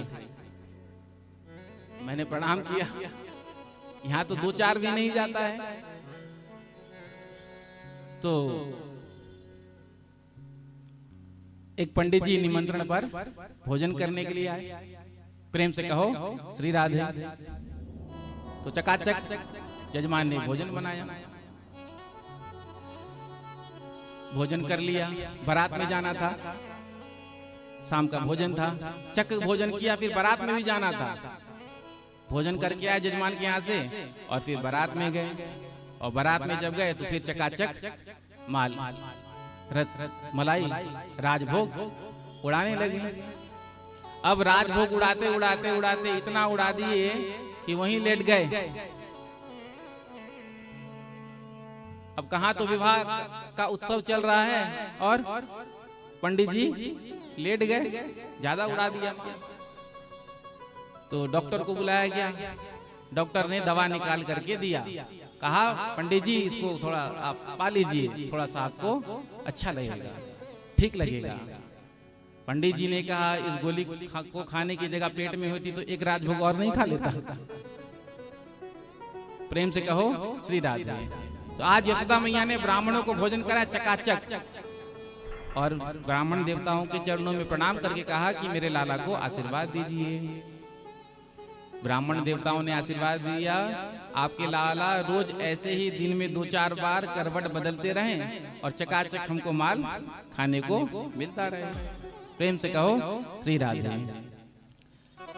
आगे श्री सुखदेव जी महाराज कहते हैं, एक दिन यशोदा मैया लाला कन्हैया को गोद में लिए बैठी थी नंद भवन के आंगन में। इतने में ही भगवान का ध्यान किया। आकाश में आज तृणाव्रत आया तो भगवान ने अपना वजन बढ़ाया। यशोदा मैया जब भार सहन नहीं कर सकी तो जमीन पर लिटा दिया और गृह कार्य में लग गई। तृणाव्रत आया और भगवान को उठा करके आकाश में ले गया। जब गोकुल में घुमाया तो भगवान बड़े प्रेम से घूम रहे थे। क्यों घूम रहे थे? क्योंकि चोर नंबर 1 का वही होता है जिसको गली गली का ज्ञान होता है। तो अब भगवान को आगे करना है माखन चोरी। सोई बढ़िया हेलीकॉप्टर में बैठ करके, तृणाव्रत बवंडर के रूप में आया था ना, तो हेलीकॉप्टर में बैठ करके देख रहे हैं ये लीता का घर, ललिता को घर, ये विशाखा का घर, ये दान गली, ये मान गली। गोकुल में जब तक घुमाया तब तक तो प्रेम से घूमे, लेकिन जैसे ही मथुरा ले जाने लगा सोई भगवान ने अपने भार को बढ़ाना शुरू किया। इतना भार बढ़ाया कि तृणाव्रत को लगा कहीं मैं गलती से किसी शिला पत्थर को तो नहीं उठा लिया। भगवान ने कहा देखो लोग पत्थर में भगवान का दर्शन करते हैं और ये मूर्ख भगवान में पत्थर को देखता है। तो एक पत्थर पर ही भगवान ने इसको पटक करके इसका उद्धार किया। प्रेम से कहो श्री राधे। इधर वसुदेव जी की प्रेरणा से गर्गाचार्य जी महाराज आज गोकुल में आए हैं। गर्गा पुरोहितो राजन यदुनाम सुमहात्पः व्रजम जगाम नंदस्य वसुदेव प्रचोदिता। आज गर्गाचार्य जी को देख करके नंद बाबा बड़े प्रसन्न हुए, चरणों में प्रणाम किया और कहा प्रभु आज कैसे कृपा कर दी, इतने दिनों के बाद आप आए। चलिए चलिए घर चल करके जलपान करिए, भोजन प्रसाद स्वीकार करिए। गर्गाचार्य जी महाराज ने कहा कि अभी हम कहीं और जा रहे हैं, बाद में आते हैं।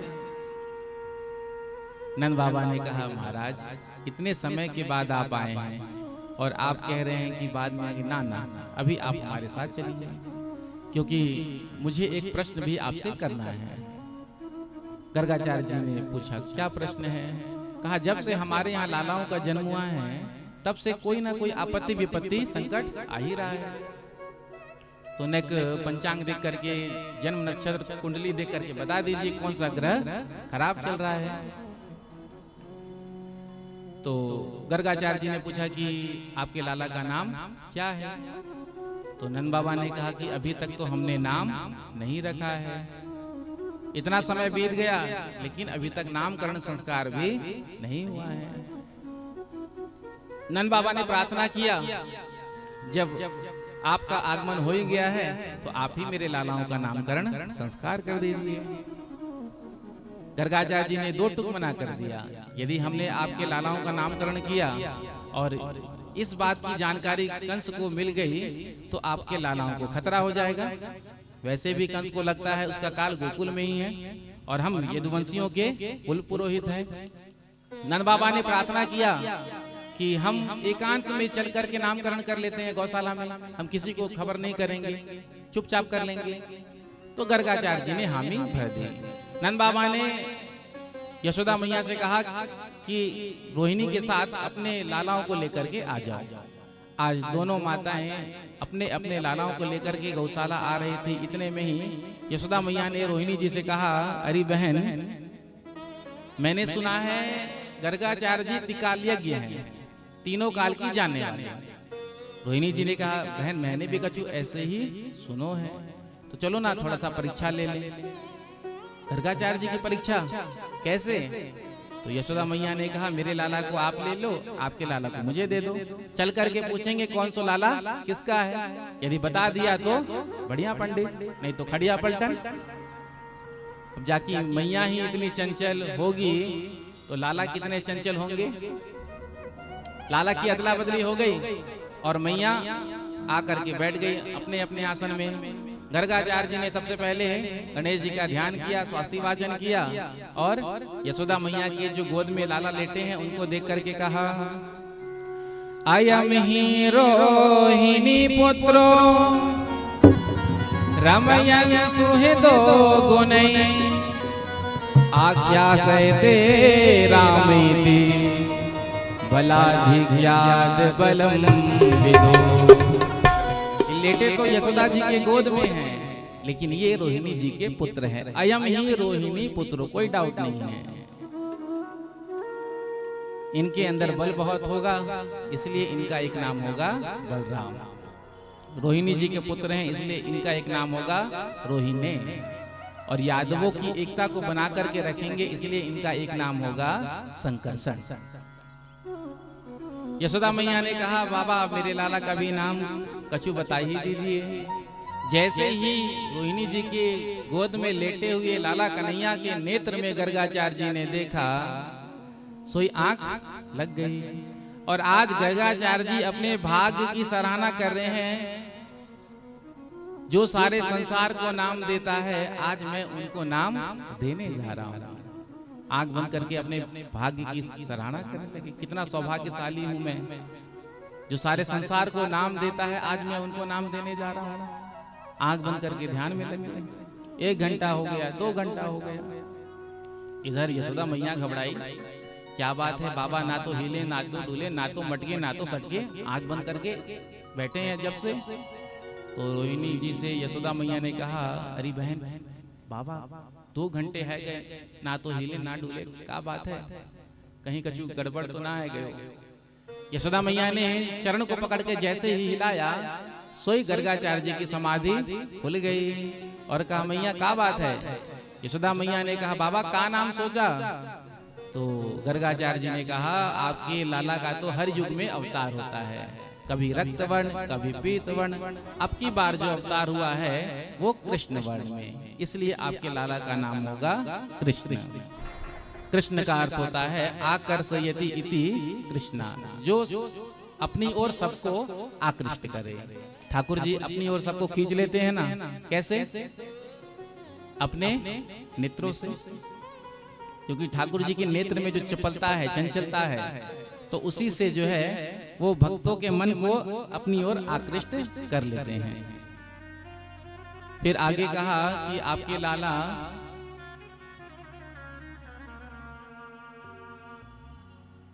ये नारायण है। यशोदा मैया सोच में पड़ गई, मेरे लाला नारायण। भगवान ने इशारों में गर्गाचार्य जी से कहा, प्रभु महाराज ये आप क्या कर रहे हैं? यदि आपने कह दिया कि मैं नारायण हूँ, तो नारायण की क्या स्थिति घर परिवार में होती है आपको पता ही है।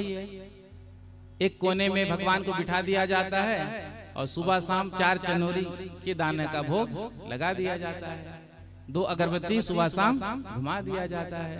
तो ब्रज में जो हम लीला करने के लिए आए हैं, मधुर मधुर सुंदर सुंदर, सो तो सब ऐसे ही रह जाएगा, आप मना कर दीजिए। तो गर्गाचार्य जी ने कहा, मैया आपके लाला में नारायण के समान गुण है, प्रेम से कहो श्री राधे। तो सुंदर नामकरण संस्कार हुआ। देखो 16 संस्कार हमारे यहाँ बताए गए हैं, गर्भाधान से लेकर के अग्नि संस्कार तक। लेकिन हमने सभी संस्कारों को भुला दिया, केवल 2 संस्कार शेष रह गए हैं, विवाह संस्कार और अग्नि संस्कार। बाकी सारे संस्कारों को हम भूल चुके हैं। तो संस्कारों से जीव की शुद्धि होती है, इसीलिए संस्कारों पर विशेष ध्यान देना चाहिए। और जो शास्त्रों में बताया है संस्कार किस समय में होना चाहिए, कितनी वर्ष की आयु में होना चाहिए, कब होना चाहिए, कैसे होना चाहिए, शास्त्र विधि के द्वारा होनी चाहिए, ऐसे ही होना चाहिए।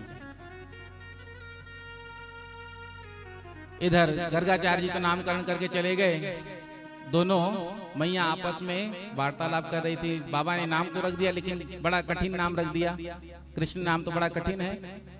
तो मैया ने आपस में लाड प्यार का नाम अलग से रख दिया। कृष्ण का कह दिया कनुआ और बलराम जी का कर दिया बलुआ। कन्हैया, कनुआ, ये सब लाड प्यार का नाम है, प्रेम से कहो श्री राधे। तो कितना भी अच्छा बच्चों को नाम क्यों ना दे दिया जाए। ये माताएं जो होती है ना, लाड प्यार का नाम अलग से रखी देती हैं। और होता ये है कि लाड प्यार का जो नाम होता है वो नाम प्रसिद्ध हो जाता है, और जो प्रमुख नाम होता है वो नाम गौण हो जाता है। अब कहो छोटी सी छोरी से गुड़िया गुड़िया गुड़िया गुड़िया कहो, अच्छा लगता है सुनने में, लेकिन वही गुड़िया जब बुढ़िया हो जाए, अब उस बुढ़िया से कोई गुड़िया गुड़िया कहे तो कैसा लगेगा बताओ। तो नाम सोच समझ करके रखना चाहिए, लेकिन प्रायः होता ऐसा ही है।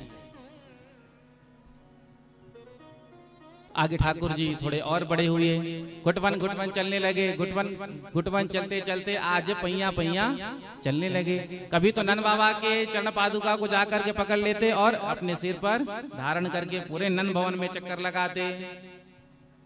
कभी जाकर के गौशाला में गोबर उठा उठा करके अपने सिर पर डालते, क्योंकि मैया कभी भी कुछ होता तो सीधे गौशाला में ले जा करके गौमूत्र और गोबर से स्नान कराती। आज यशोदा मैया ने लाला को बड़ा सुंदर श्रृंगार पहनाया है। लेकिन कन्हैया बलराम जी के साथ सीधे गौशाला में चले गए और गोबर उठा उठा करके डालने लगे। मैया ने जब महल में नहीं देखा कन्हैया को तो ढूंढते ढूंढते गौशाला में पहुंचे। तो क्या मैया देखती है, दोनों लाला गोबर गणेश बने बैठे हैं। प्रेम से कहो श्री राधे। मैया ने कहा, अरे लाला इतनो सुंदर श्रृंगार कर राखो, सारो श्रृंगार को तैने खराब कर दियो।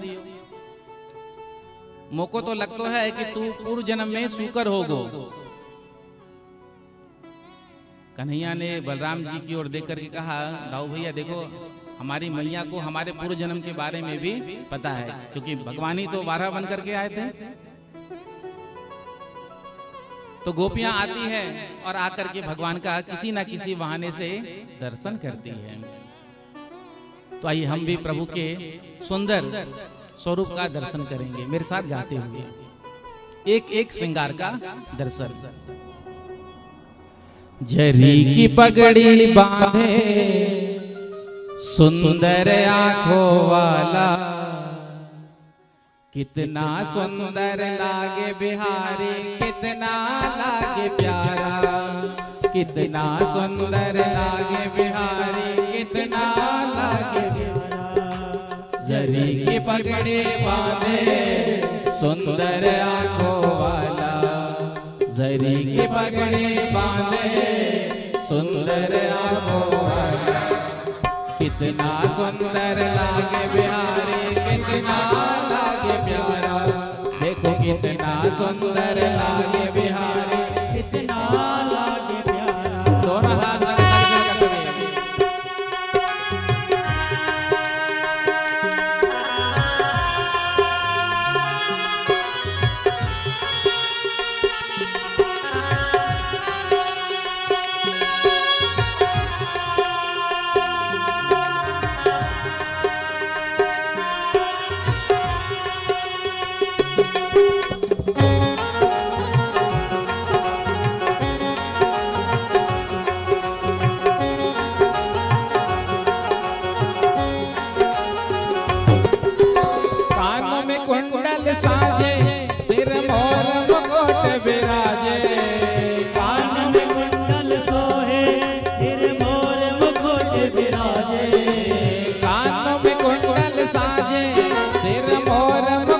बिराजे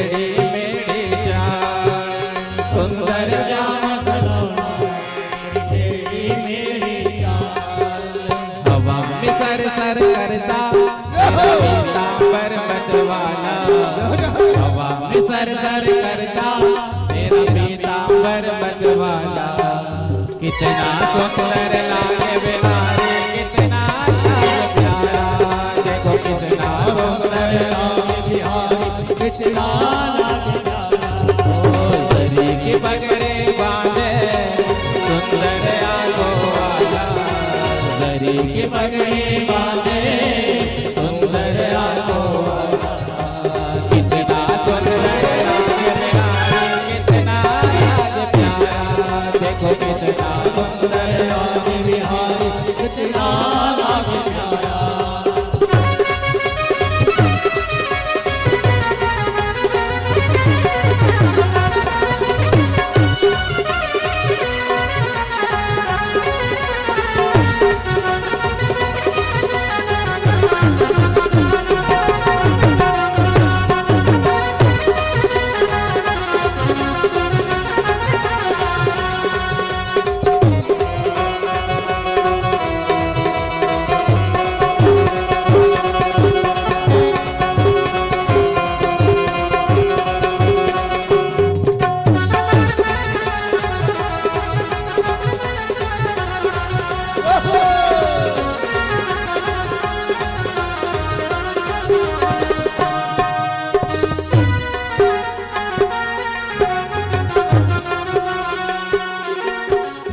मुख पे माखन मलता और बल घुटने के चलता, मुख पे माखन मलता और बल घुटनों के चलता, मुख पे माखन मलता और बल घुटने के चलता, मुख पे माखन मलता और बल घुटनों के चलता, एक यशोदा भाग को देवों का मन भी जलता, एक यशोदा भाग को देवों का मन भी, माथे पे तिलक है सोहे आंखों में काजर डाला, माथे पे तिलक है सोहे आंखों में काजर डाला, कितना सुंदर लागे बिहारी, कितना लागे प्यारा, देखो कितना सुंदर लागे बिहारी, कितना लागे प्यारा। पीछे वाले में दोनों हाथ लगा कर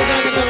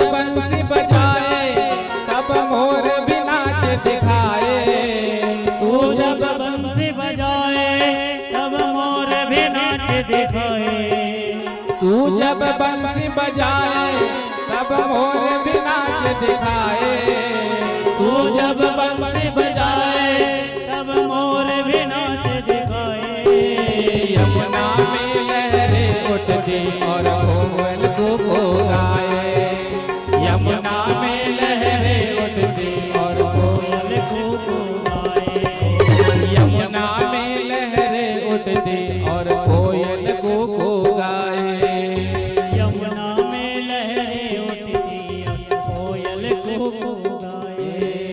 हाथों में कंगन पहने और गल में जंती माला, हाथों में कंगन पहने और गल में जंती माला, कितना सुंदर लागे बिहारी, कितना लागे प्यारा, देखो कितना सुंदर लागे बिहारी, कितना लागे प्यारा। गले के पगड़े बांधे सुंदर आंखों वाला, गले के पगड़े बांधे सुंदर आँखों वाला, कितना सुंदर लागे बिहारी, कितना लागे प्यारा, देखो कितना सुंदर लागे बिहारी, कितना लागे प्यारा, देखो कितना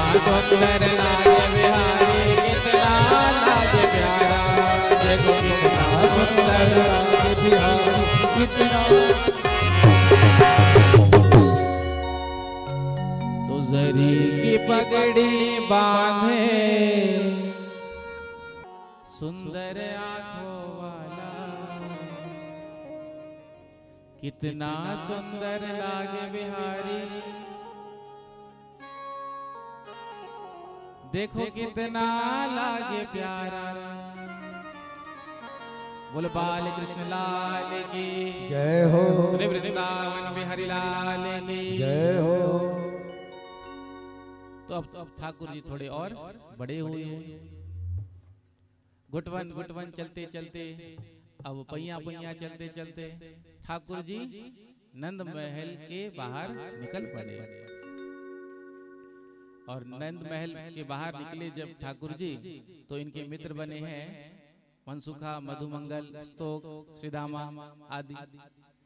एक दिन भगवान ने सबरे ग्वाल बाल को इकट्ठा किया और सबसे कहा चलो कछु नयो खेल खेलें। ग्वाल बालों ने कहा कौन सो खेल? तो कन्हैया ने कहा चोरी चोरी। ग्वाल बालों ने कहा कि चोरी करना तो बुरी बात है, तू हमें चोरी करना सिखाएगो? कन्हैया ने कहा देखो हम कोई रुपया पैसे की चोरी की बात थोड़ी कर रहे हैं, हम तो माखन मिश्री की चोरी की बात कर रहे हैं। और खावे पीवे की चीज की चोरी चोरी ना मानी जाए।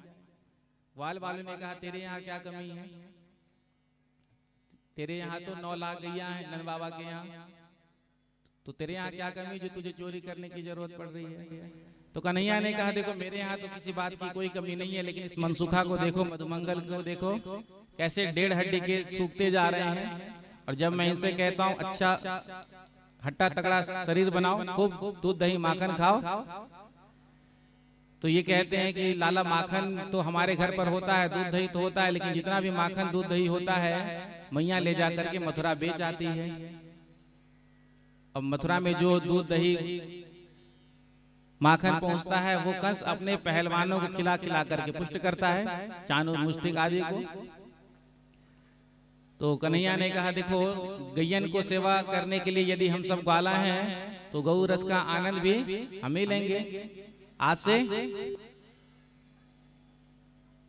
हम या तो पहले ही घर पे जा करके माखन उड़ा देंगे या रास्ते से साफ कर देंगे, लेकिन मथुरा जाने नहीं देंगे। आज के बाद यहाँ से दूध दही माखन। ग्वाल वालों ने कहा लाला कन्हैया हमको तो चोरी करना आता नहीं है, हमने तो कभी बाप दादा के जमाने से भी कभी चोरी करना सीखा नहीं। तो कन्हैया ने कहा कोई ज्यादा बड़ी बात थोड़ी है, अरे सबसे पहले हम अपने अपने घर में जाकर ही चोरी करेंगे। तो सारे ग्वाल बाल गए और जाकर के अपने अपने घर में सबने चोरी की। कुछ सफल हुए और कुछ विफल हुए। दूसरे दिन सभी इकट्ठा हुए और आपस में आप बीती सुनाने लगे, मुझ पर क्या बीती। एक ग्वाला ने कहा लाला जन्म कर्म में पहली बार चोरी की, सोई मैया ने पकड़ लियो, ऐसो चपत लगायो कि छठी की दूध याद आ गई। भैया चोरी करना हमारे बस की बात नहीं। प्रभु ने कहा, कन्हैया ने कहा पहली बार चोरी करने गए, पिट करके चले आए। तो ग्वाल वालों ने कहा हमारे बाप दादाओं ने कभी हमें चोरी करना नहीं सिखाया। कन्हैया ने कहा तो ठीक है हम सिखाएंगे, चलो बनाओ एक मंडली। एक मंडली बनाया जिसका नाम रखा चौर विद्या प्रचार मंडल। और इनका काम क्या? गोपियों के यहाँ जाना और माखन चुराना। श्री सुखदेव जी महाराज कहते हैं वत्सान मुंचन क्वचित समय क्रोश संजात हासः स्तेयं स्वाद्बध्यत तदिपयः कल्पितैस्ते योगै। जब गोपियों को कन्हैया का दर्शन नहीं होता था तो झूठी शिकायत लेकर के यशोदा जी के पास पहुंच जाती थी। आज सभी गोपियां इकट्ठा हुई और आपस में कहने लगी सुबह से शाम है गयो, अब तक लाला कन्हैया का दर्शन एको बार ना भयो, तो चलो चल करके यशोदा मैया यहाँ जाकर हम सब शिकायत करेंगे। तो सबरे गोपियां इकट्ठा हुई और यशोदा मैया के महल में पहुंच गई और बाहर से जाकर आवाज लगाई, अरे यशोदा मैया बाहर निकल, बाहर निकल। यशोदा मैया बाहर निकल करके आई तो क्या देखा, गोपियों का समूह। यशोदा मैया ने कहा आज तो मैंने को बिलुआ भी नहीं भेजा है, तो बिना बुलाए ये गोपियां मेरे घर कैसे आ गई। तो गोपियां कहती है आज तेरे लाला के गीत गाने नहीं आई हैं हम, आज हम तेरे लाला की करामात सुनाने के लिए आई हैं। और हम कोई चुगलखोर नहीं जो किसी के पीठ पीछे चुगली करें और चुप पे चले जाएं। बुला अपने लाला को, उसके सामने ही हम शिकायत करेंगे। इतने में ही यशोदा मैया ने आवाज लगाई, अरे कन्हवा। कन्हैया ने कहा हाँ मैया। जैसे ही प्रभु मुस्कुराते हुए बाहर निकले, जो देखा गोपियों का समूह सामने, सोई कन्हैया गाल फुला करके मुंह लटका करके खड़े हो गए। अब गोपियां एक दूसरे से कहती हैं देखो देखो देखो कितना भोला भाला बन रहा है, लेकिन या की पेट की दाढ़ी तो हमने देखी है। यशोदा मैया ये तेरे लाला है ना, ये तेरे सामने ही भोला भाला बन करके रहे, या की पेट की दाढ़ी तैने नहीं, हमने देखी है। यशोदा मैया ने कहा मेरे लाला ने ऐसा क्या कर दिया।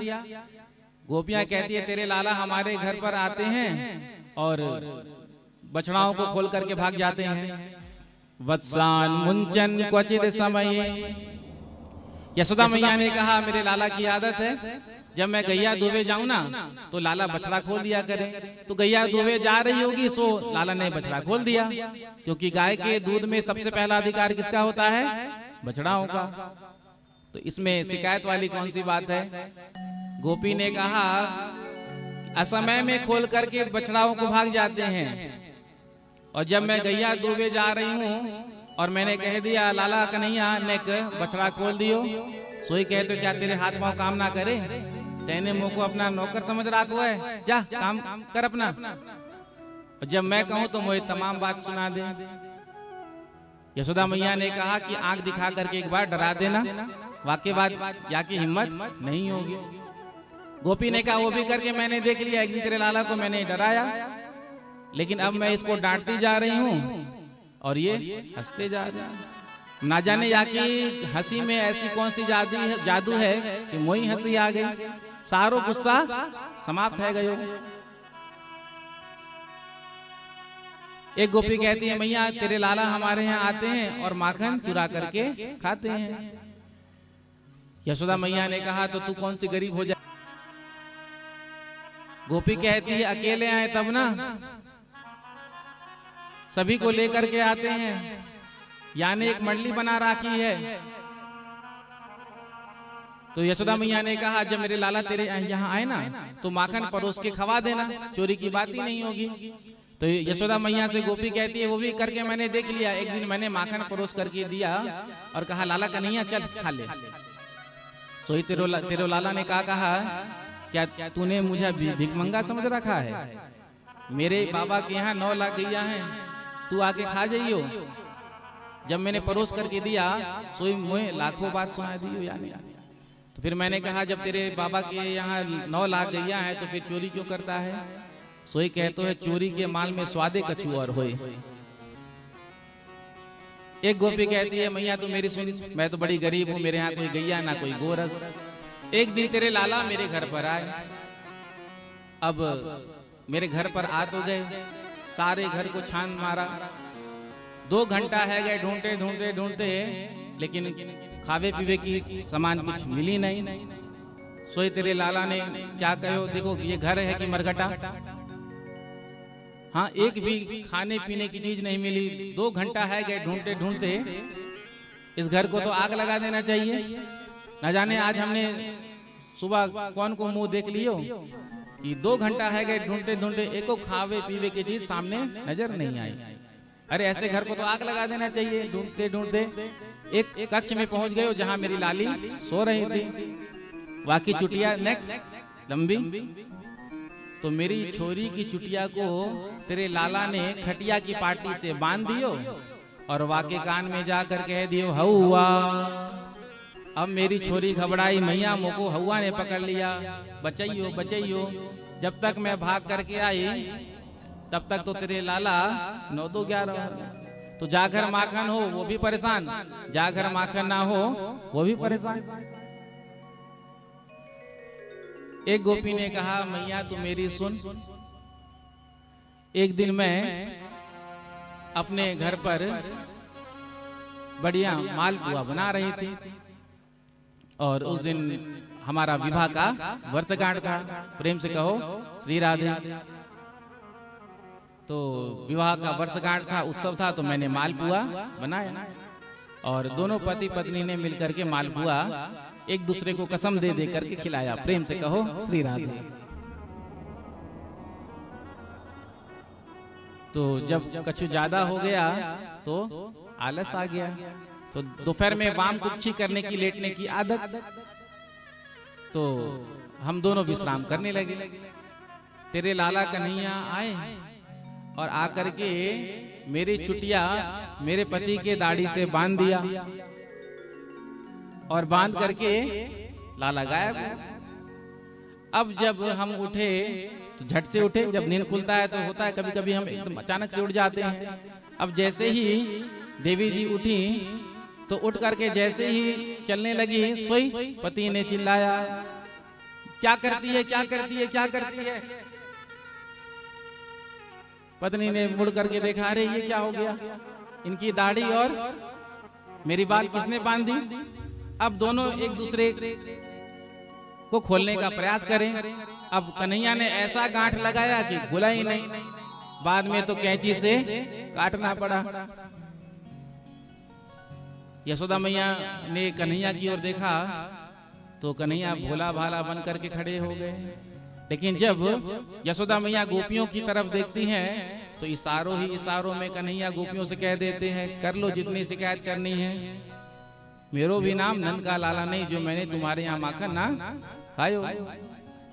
इधर यशोदा मैया ने गोपियों से कहा कि यदि तुम्हें मेरे लाला चोर मालूम पड़े तो काऊ दिन या की चोरी रंगे हाथ पकड़ करके मोए दिखा दो। तो गोपियों ने कहा ठीक है, अब तो हम जा रही हैं, लेकिन अब जब आएंगी, जब रंगे हाथ तेरे लाला को हम पकड़ेंगे। गोपियां जा रही थी, कन्हैया ने मैया से कहा, मैया मैं आता हूँ। तो दौड़ते भागते हुए कन्हैया गोपियों के पास पहुंच गए और गोपियों से कहा, क्यों गोपियों, तुमने तो आज हमारी झूठी मूठी शिकायत भी कर दी, एक का चार बताया मैया को, जो जो झूठी शिकायत तुमने की है ना, अब मैं उसको सत्य करूंगा। इधर प्रभावती ने कहा, अरे लाला कन्हैया, तूने सबके यहाँ माखन चुराया, लेकिन तूने मेरे यहाँ अभी तक माखन नहीं चुराया, तेरी हिम्मत ही नहीं है मेरे यहाँ आने की। कन्हैया को क्रोध आ गया और कहा कि अब जो हो कल तेरे यहाँ का माखन नहीं खाएंगे। ठीक है, देख लूंगी। अब प्रभावती चली गई। इधर दूसरे दिन ग्वाल बाल सब आपस में मिले हैं और मिल करके कन्हैया से कहा, कन्हैया कन्हैया आज कहाँ चलना है। तो कन्हैया ने कहा, आज हम प्रभावती के यहाँ जाकर माखन खाएंगे। तो ग्वाल वालों ने कहा, तू हमारो सरदार, तू जैसो कहोगे वैसे ही हम करेंगे, चलो। अब जैसे ही प्रभावती के यहाँ गए तो घर का आंगन का जो किवाड़ था वो खुला हुआ था और माखन भी रखा हुआ था। तो भगवान ने जब देखा, कन्हैया ने देखा तो कहा, इतनी भोली भाली तो नहीं है कि ये जो घर का किवाड़ खोल करके माखन चौरे में रख करके चले जाए, मुझे तो कुछ गड़बड़ लगता है। भगवान ने कहा, देखो हम अभी द्वार पर हैं, तुम सब जाकर माखन खा लो। ग्वाल बाल गए और सबने माखन खाया। ग्वाल वालों ने कहा, अरे कन्हैया माखन खत्म होने वाली है, तू भी भोग लगा ले। तो जैसे ही कन्हैया ने आकर के माखन का भोग लगाया, सोई प्रभावती प्रकट हो गई। जैसे ही प्रभावती प्रकट हुई, ग्वाल बाल तो भाग गए, कन्हैया पकड़ में आ गए। अब कन्हैया ने सोचा कि आज तो फंस गए। तो कन्हैया ने मन में युक्ति सोची, अब कैसे बचे। सोई कन्हैया आश्चर्यचकित होकर के देखने लगे, अरे प्रभावती तू मेरे घर में कैसे आ गई, आज तू मेरे घर में कैसे आ गई। प्रभावती ने कहा, ये तेरो घर कहाँ से हो गए हो, कब से है गए हो। अरे ये तो मेरो घर है। कन्हैया ने कहा, ये तेरो घर कैसे हो गए, या कि आंगन देख, ये तो मेरो घर है। प्रभावती ने कहा, निगाह ठीक से देख, उठा करके, काऊ को घर है। तो जब कन्हैया ने घुमा करके देखा, अरे हाँ, अरे ये तो तेरो ही घर है, लेकिन आज हम धोखों में तेरे घर, अपना घर समझकर तेरे घर में आ गए। अब गलती तो है गई, कोई बात नहीं, कछु ले दे करके मामला रफा दफा कर दे। प्रभावती कहती नहीं, यशोदा मैया कहती थी ना रंगे हाथ पकड़ करके मेरे लाला को लाना, तो आज मैं तुझे पकड़ करके ले जाऊंगी और यशोदा जी से पिटवाई लगाऊंगी। कन्हैया ने कहा ले दे के कछु मामला रफा दफा कर ले। कहाँ ले जाएगी? तू जो बोलेगी वो हम करेंगे, लेकिन हमको छोड़ दे। तो प्रभावती ने कहा ठीक है लाला, तो नेक ठुमका लगा के मुझे दिखाइयो नाच के। तो प्रभु ने कहा हाथ छोड़ियो पहले, जब तू मेरे हाथ छोड़ेगी तब तो मैं ठुमका लगाऊंगा, नाचूंगा। प्रभावती ने कहा मैं हाथ छोड़ेंगी तो तुम यहाँ ठुमका थोड़ी लगाओ, तुम तो 9-2-11 हो जाओगे। 1 मिनट रुकना, सबसे पहले मैं किवाड़ बंद करके आती हूँ। सब किवाड़ को बंद कर दिया और कहा लाला अब ठुमका लगाओ। अब कन्हैया तो एक हाथ सिर पे, एक हाथ कमर पे और ठुमक ठुमक कर नाच रहे हैं। ताही अहिरी की छोहरिया छछिया भर छाछ पे नाचे मुरारी। अब नाचते नाचते कन्हैया ने कहा देख हो गया ना, अब तो हम जाएं। प्रभावती ने कहा अब तक तेरो नाच मुझे पसंद नहीं आयो, ने दूसरो ठुमका लगाया कि दिखा दे। कन्हैया ने दूसरा ठुमका लगाया। अब नाच नाच के प्रभु थक गए। प्रभावती से कहा देख अब तो हम थक गए, अब हमसे नहीं नाचा जाएगा। तो प्रभावती कहती है तो मैं यशोदा मैया के पास ले जाकर के पिटवाई लगाऊंगी, चल अभी मेरे साथ। कन्हैया ने कहा बात बात पर धमकी देती है, चल हम भी देखते हैं, आज जो होगी सो देखी जाएगी, चल मैया के पास। तो आज प्रभावती ने कन्हैया का हाथ पकड़ लिया और कन्हैया का हाथ पकड़ करके आज ले करके जा रही हैं। कन्हैया ने सोचा आज तो फंस गए, यदि मैया के सामने पहुंच जाएंगे तो मैया तो पिटवाई लगाएगी। तो आज कन्हैया ने एक युक्ति सोची। जब लेकर के प्रभावती जा रही थी तो सामने से आते हुए प्रभावती के देवर को भगवान ने देखा। जैसे ही देखा तो इशारों में ही देवर ने पूछा कन्हैया भाभी तू को कहाँ पकड़ कर लेकर जा रही है? तो इशारों में ही भगवान ने उत्तर दिया कि देखना तेरी भाभी ने मेरो न्योता कर रखो कि सुबह आकर के तू मेरे घर पर भोजन करियो, लेकिन हम भूल गए, हमने तो घर पर भोजन कर लिया। अब तेरी भाभी आकर के कहती कि देख मैंने न्योता दिया है तो मैं तो भोजन करा के ही रहूंगी। तो देवर जी ने कहा देख तेरो पेट भरो है मेरो थोड़ी, तो भाभी जी के साथ मुझे भेज दे, मेरो भलो हो जाएगा। तो कन्हैया ने कहा ठीक है, इशारों में कहा। इतने में ही प्रभु ने कहा अरे प्रभावती नेको दया है कि नहीं तेरे अंदर? इतनी जोर से तैने मेरे हाथ को पकड़ रखो है, मुझको तो लगता है कि मेरा हाथ ही टूट जाएगा। ठीक है आज मैं भी अपनी मैया से शिकायत करूंगा कि प्रभावती ने मेरा हाथ ही तोड़ दियो। ये चौपट्टा सा मुंह खोले हुए डोल रही है, तो इन नेको लाज शर्म है कि नहीं? ब्रज में ये बूढ़े लोग हैं, तेरे जेठ हैं, तो नेक घूंघट तो कर ले। वह जमाने की घूंघट, आज का जो घूंघट जो है वो ट्रांसपेरेंट होता है, आर पार सब दिखता है। तो प्रभावती ने घूंघट कर लिया, घूंघट कर लिया। कन्हैया ने कहा अब मेरे हाथ को तो थोड़ा छोड़ दे। तो कहा ठीक है ला दूसरा हाथ ला।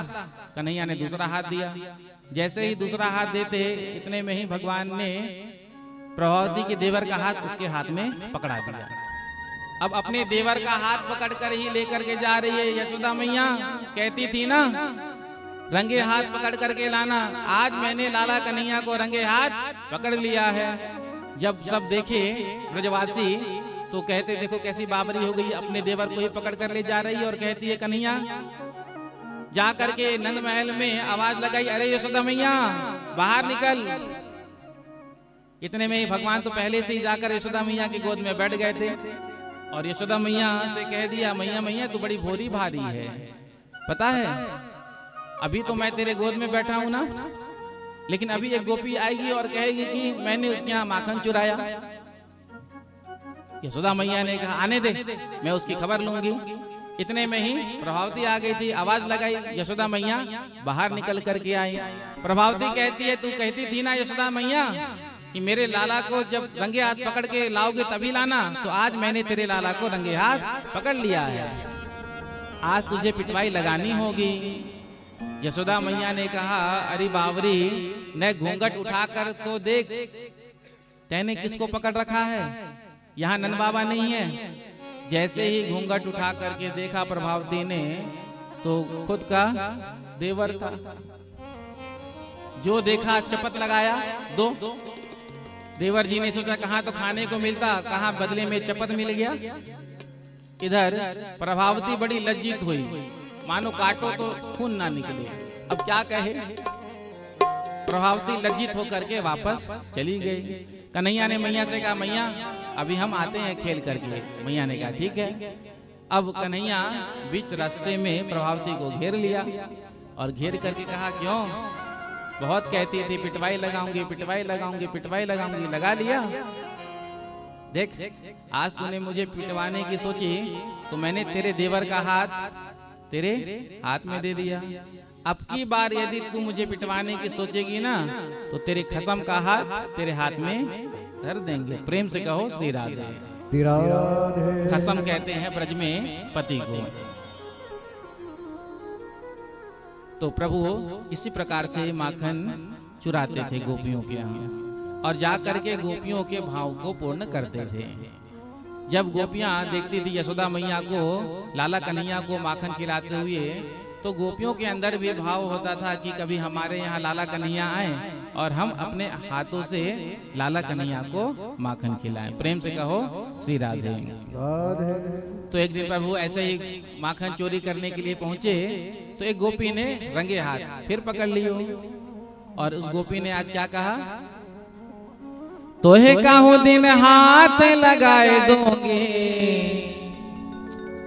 हो तोहे काहू दिन हाथ लगाए दोगे, मत फोड़े दही मटकी हो लाला, मत फोड़े दही मटकी हो लाला, मत फोड़े दही मत फोड़े दही मटकी। तोहे काहू दिन हाथ लगाए दोगे, तोहे काहू दिन हाथ लगाए दोगे, तोहे काहू दिन हाथ लगाए दोगे, काहू दिन हाथ लगाए दोगे, मत फोड़े दही मटकी हो लाला, मत फोड़े दही मटकी हो लाला, मत फोड़े दही मटकी, मत फोड़े दही मटकी।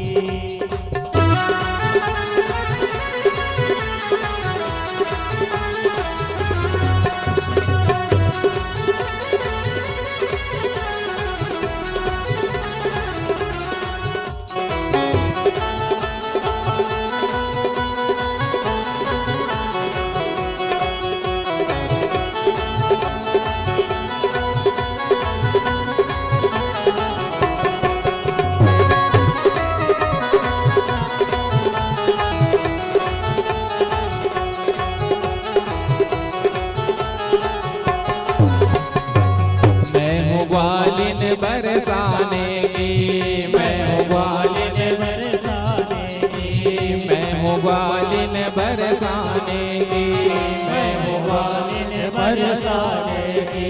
तेरे धौस में नहीं आने की, तेरे धौस में नहीं आने की, तेरे धौस में नहीं आने की, तेरे हाथ में नहीं आने की। तेरो रास्ता बंद कराए दोगे, तेरो रास्ता बंद कराए दोगे, तेरो रास्ता बंद कराए दोगे, तेरो रास्ता बंद कराए दोगे। मत फोड़े दही मटकी हो लाला, मत फोड़े दही मटकी, मत फोड़े दही मटकी हो लाला, मत फोड़ो दही।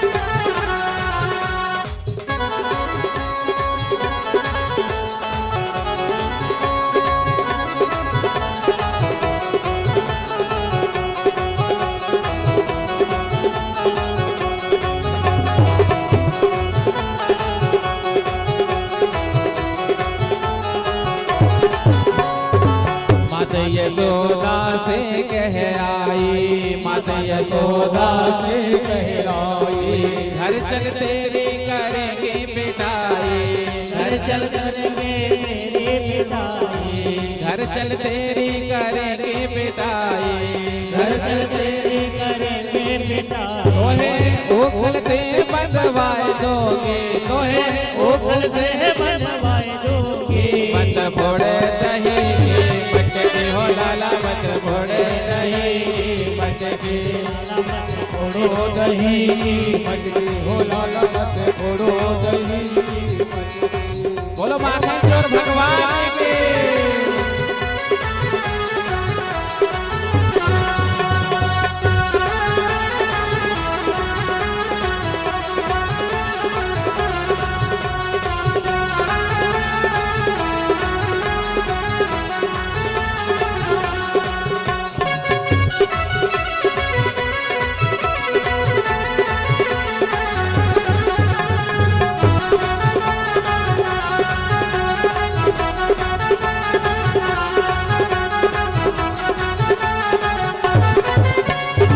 भयोनो को तोत पाती, भयोनो को तोत पाती, भयोनो को तोत पाती, नेक शरम तो को नहीं आती, नेक शरम तो को नहीं आती, नेक शरम तो को नहीं आती, एक शरम तो को नहीं आती। तेरे कंस पे खबर कराए दोगे, तेरे कंस पे खबर कराए दोगे, मत फोड़े दही मटके हो लाला, मत फोड़े दही। ओ लाला मत तोड़े दही, लाला मत तोड़े दही। बोलो माखन चोर भगवान के, वृंदावन बिहारी सरकार के, बांके बिहारी लाल के।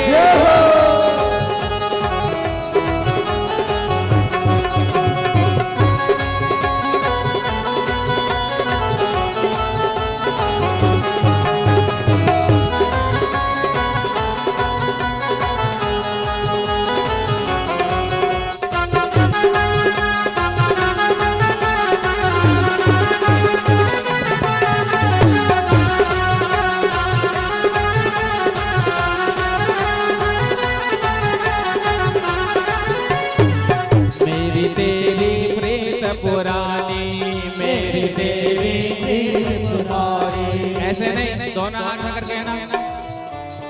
मेरी तेरी प्रीत पुरानी, मेरी प्रेम पुरानी, मेरी तेरी प्रीत पुरानी, तेरी प्रेम पुरानी। तुमने मोहन नाय पहचानी, तुमने मोहन नाय पहचानी, तुमने मोहन नाय पहचानी। ओ तुमने मोहन नाय पहचानी। क्या करोगे ठाकुर जी मिल जाएंगे तो बोलो। मेरी तेरी प्रीत पुरानी, मेरी तेरी प्रेम पुरानी, मेरी तेरी प्रीत पुरानी, मेरी तेरी। प्रेम पुरानी। तुमने मोहन नाय पहचानी, तुमने मोहन नाय पहचानी, तुमने मोहन नाय पहचानी। ओ तुमने मोहन नाय पहचानी। ओए नैन बीच समाए लोगे, तोरे नैनन बीच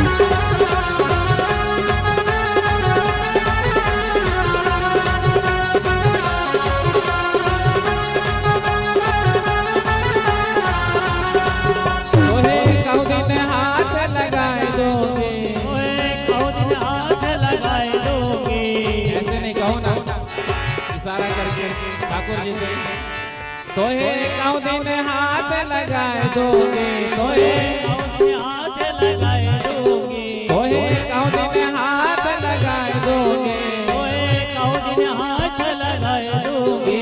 मत मोड़े कटरे हो लाला, मत मोड़े कटरे लाला मत मोड़े दहेगी, लाला मत मोड़े दहेगी। मच गया शोर सारी नगरी रे, सारी नगरी रे, आया बिरज का बागा संभाल तेरी नगरी रे। मच गया शोर सारी नगरी रे, सारी नगरी रे, आया बिरज का बागा संभाल तेरी नगरी रे। मच गया शोर सारी नगरी रे, सारी नगरी रे, आया बिरज का बागा संभाल तेरी नगरी रे। मच गया शोर सारी नगरी रे, सारी नगरी रे, आया बिरज का बागा संभाल तेरी नगरी रे। गोविंदा आला रे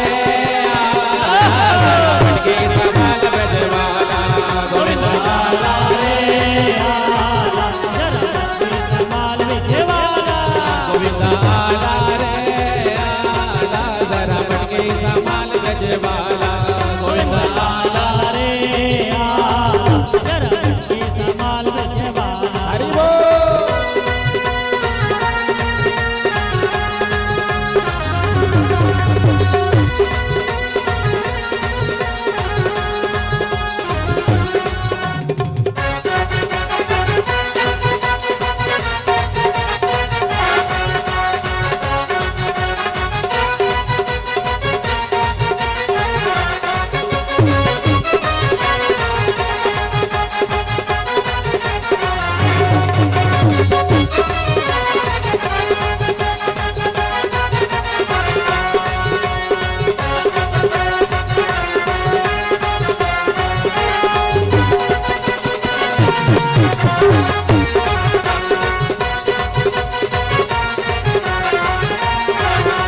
मच गया शोर सारी नगरी रे, सारी नगरी रे, आया बिरज का बागा संभाल मेरी नगरी रे। मच गया शोर सारी नगरी रे, सारी नगरी रे आया बिरज का बागा संभाल तेरी नगरी रे। ओ मच गया शोर सारी नगरी रे, सारी नगरी रे, आया बिरज का बागा संभाल मेरी नगरी रे। आया बिरज का बागा संभाल तेरी नगरी रे। गोविंदा आला रे आला जरा मटके संभाल ब्रजवाला, गोविंदा आला रे आला जरा संभाल विजयवाला, गोविंदा आला रे आला जरा मटके संभाल ब्रजवाला, गोविंदा आला रे आला जरा संभाल विजयवाला। बच गया शोर सारी नगरी रे, सारी नगरी रे, आया बिरज का बागा संभाल तेरी नगरी रे। सारी नगरी रे, सारी नगरी रे, आया बिरज का बागा संभाल तेरी नगरी रे। गोविंदा आला रे आला जरा मटके संभाल ब्रजवाला, गोविंदा आला रे आला जरा मटके संभाल विजयवाला, गोविंदा आला रे आला जरा मटके संभाल ब्रजवाला, गोविंदा आला रे आला जरा मटके संभाल विजयवाला।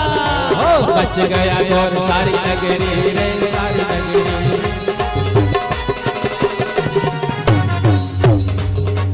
बच गया शोर जगदलपुर में। कहाँ मचा? हाँ हाँ देखो ठाकुर जी भी आगे, अब मटकी भी फूटेगा। हाँ मच गया शोर सारी नगरी रे, सारी नगरी रे, आया बिरज का बागा संभाल तेरी नगरी रे। आया बिरज का बागा संभाल तेरी नगरी रे। ओ आया बिरज का बागा संभाल तेरी नगरी रे। ओ आया बिरज का बागा संभाल तेरी नगरी रे। गोविंदा आला रे आला जरा मटकी संभाल ब्रजवाला, गोविंदा आला रे आला जरा मटकी संभाल ब्रजवाला, गोविंदा आला रे आला जरा मटकी संभाल ब्रजवाला गोविंद आला रे आला जरा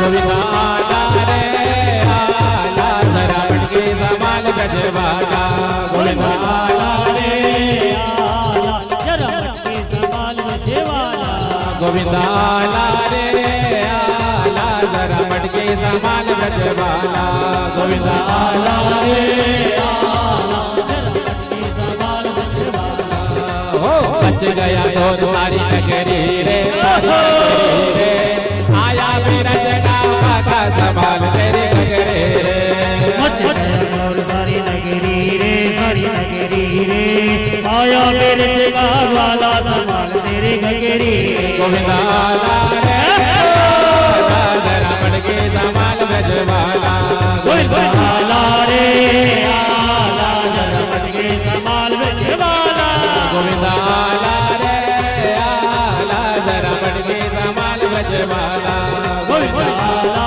रे आला जरा मटके समान ब्रजवाला तो मच गया शोर सारे जगदलपुर में सारे जगदलपुर में आया बिरज का बाका संभाल तेरे गगरे रे बोल माँ कंचोर भगवान की जय हो। सभी लोग अपने अपने स्थान पर बैठ जाए प्रेम से कहो श्री राधे राधे।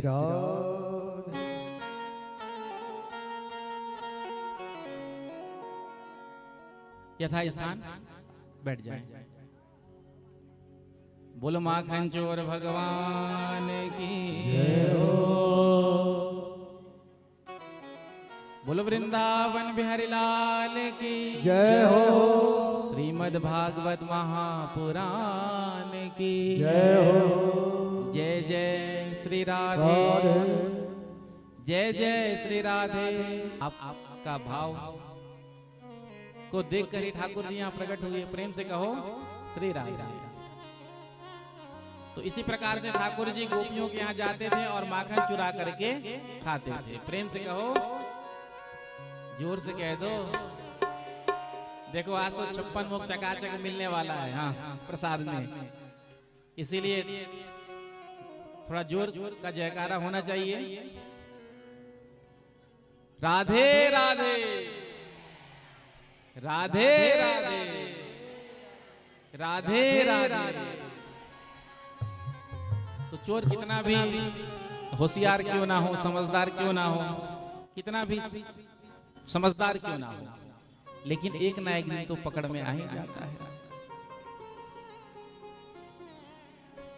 एकदा क्रीडमानास्ते रामाद्या गोपदारकः कृष्णो मृदं भक्षितवान् इति मात्रेण्य वेदयन्। एक दिन ठाकुर जी ग्वाल बालों के साथ खेलते खेलते ब्रह्मांड घाट पर पहुंच गए और ब्रह्मांड घाट पर जाकर के खेलते खेलते भगवान ने ब्रजरज को उठाया और आज ब्रजरज को मुख में रख लिया, मुंह में ले लिया। जो ग्वाल बालों ने देखा जाकर के दाऊ भैया से कहा, दाऊ भैया आज कन्हैया ने माटी खा ली हो।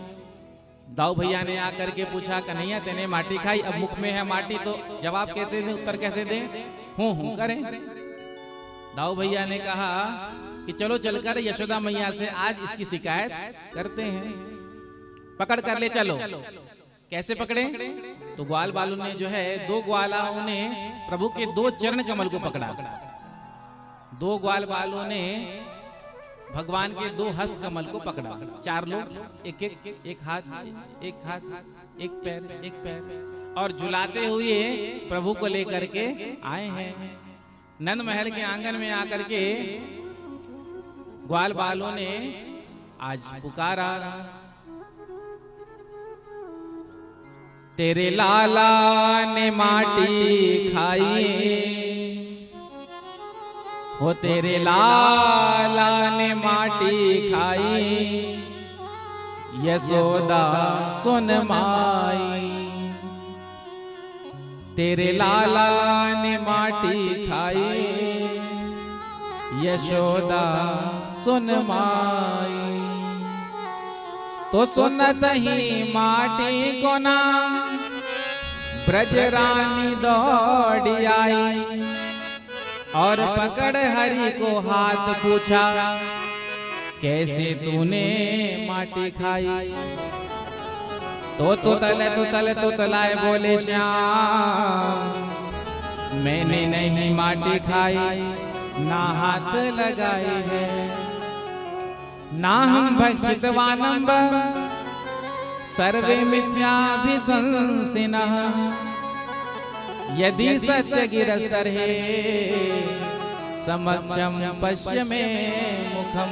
वो अम्बा अहम ना भक्षितवा, मैंने माटी नहीं खाई है। यशोदा मैया ने कहा, तो क्या दाऊ भैया झूठ कह रहे हैं? ये ग्वाल बाल झूठ कह रहे हैं?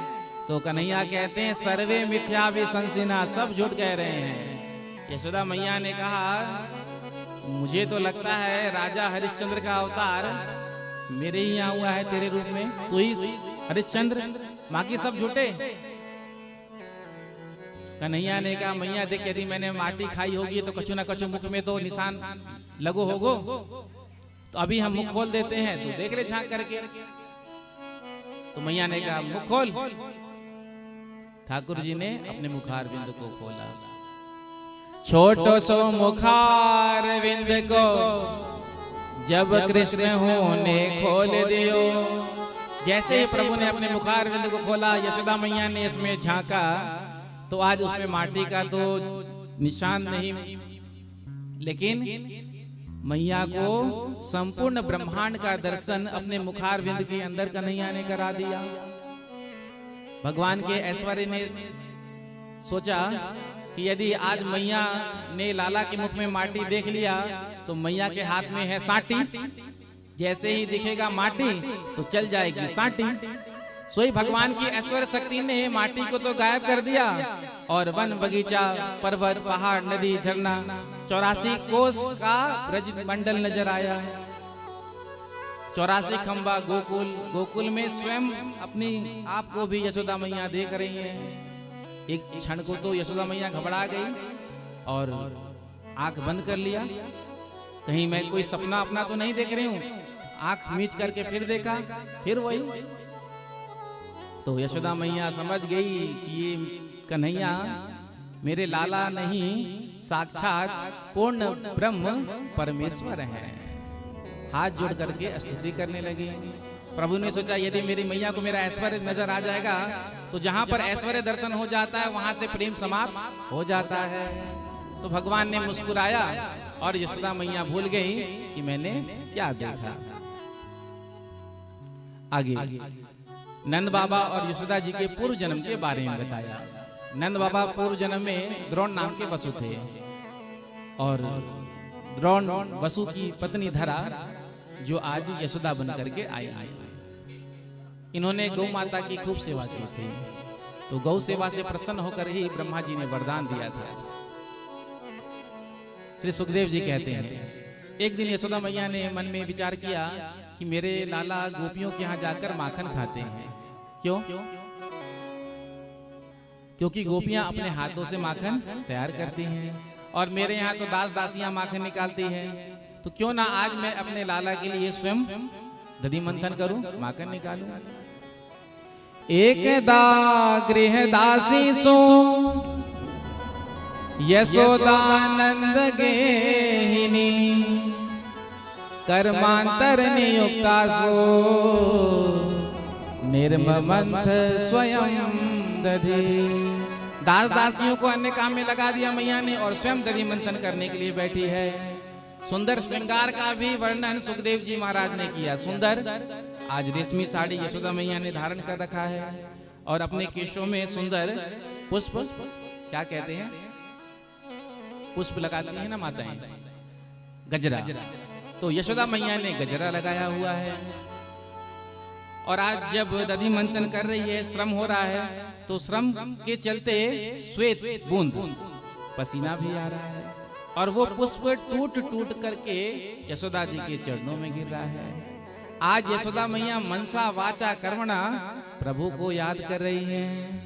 यानी यानी ह गीतानि तद बाल चरितानि च दधि निर्मंथने काले स्मरन्ते तान्य गायत।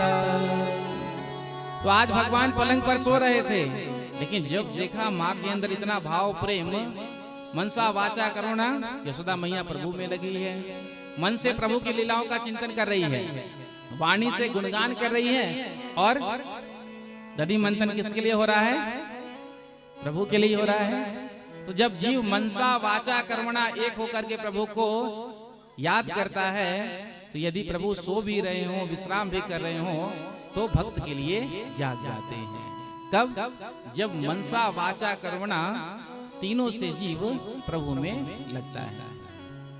एक व्यक्ति बिहारी जी का दर्शन करने के लिए गया और बिहारी जी के सामने दोनों हाथ जोड़ करके कह रहा है, मौसम दीन न दीन हिता तुम समान रघुवीर। स्तुति गा रहा था। आप भी जब बिहारी जाते हैं, किसी भी मंदिर में जाते हैं, तो हाथ जोड़कर आप भी स्तुति प्रार्थना करते हैं। तो बड़े प्रेम से दर्शन कर रहा था और क्या कह रहा था? मौसम दीन न दीन हिता तुम समान रघुवीर। बड़े प्रेम से भाव से गा रहा था। शरीर थोड़ा स्थूल हट्टा कट्टा था, तो पीछे जो भक्त खड़ा था उसे बिहारी जी का दर्शन हो नहीं रहा था। तो पीछे वाले भक्त ने कंधे पर हाथ रख करके कहा, भैया जी थोड़ा सा किनारे हो जाएंगे क्या, मुझे भी दर्शन हो जाएगा, मुझे दर्शन नहीं हो पा रहा है। जैसे ही पीछे वाले भक्त ने हाथ लगाया, सोई आग बबूला हो गया, भड़क गया, तूने मुझे कैसे हाथ लगाया, देख नहीं रहा है मैं स्तुति कर रहा हूँ, ध्यान कर रहा हूँ। तो पीछे वाला सकपका गया, घबरा गया और पीछे वाले ने हाथ जोड़कर कहा, अभी तो आप कह रहे थे मौसम दीन ना दीन ही था, आप दीन हैं, मुझे कहाँ पता कि आप दीन नहीं, आप जो कह रहे हैं आप वो है नहीं। मैंने तो आपको दीन समझ करके स्पर्श करके थोड़ा कह दिया कि आप थोड़ा किनारे हो जाए, लेकिन मुझे क्या पता था कि आप जो कह रहे हैं वो केवल वाणी से कह रहे हैं। उसी प्रकार से हम सबका भी जीवन है। मन से हम कुछ और सोचते हैं, कर्म में हमारा कुछ और होता है, वाणी से कुछ कहते हैं। तो मनसा वाचा कर्मणा जब जीव एक रूप होता है, तब भगवान सोए भी होते हैं तो उठ जाते हैं, पलंग से उठ करके आ गए।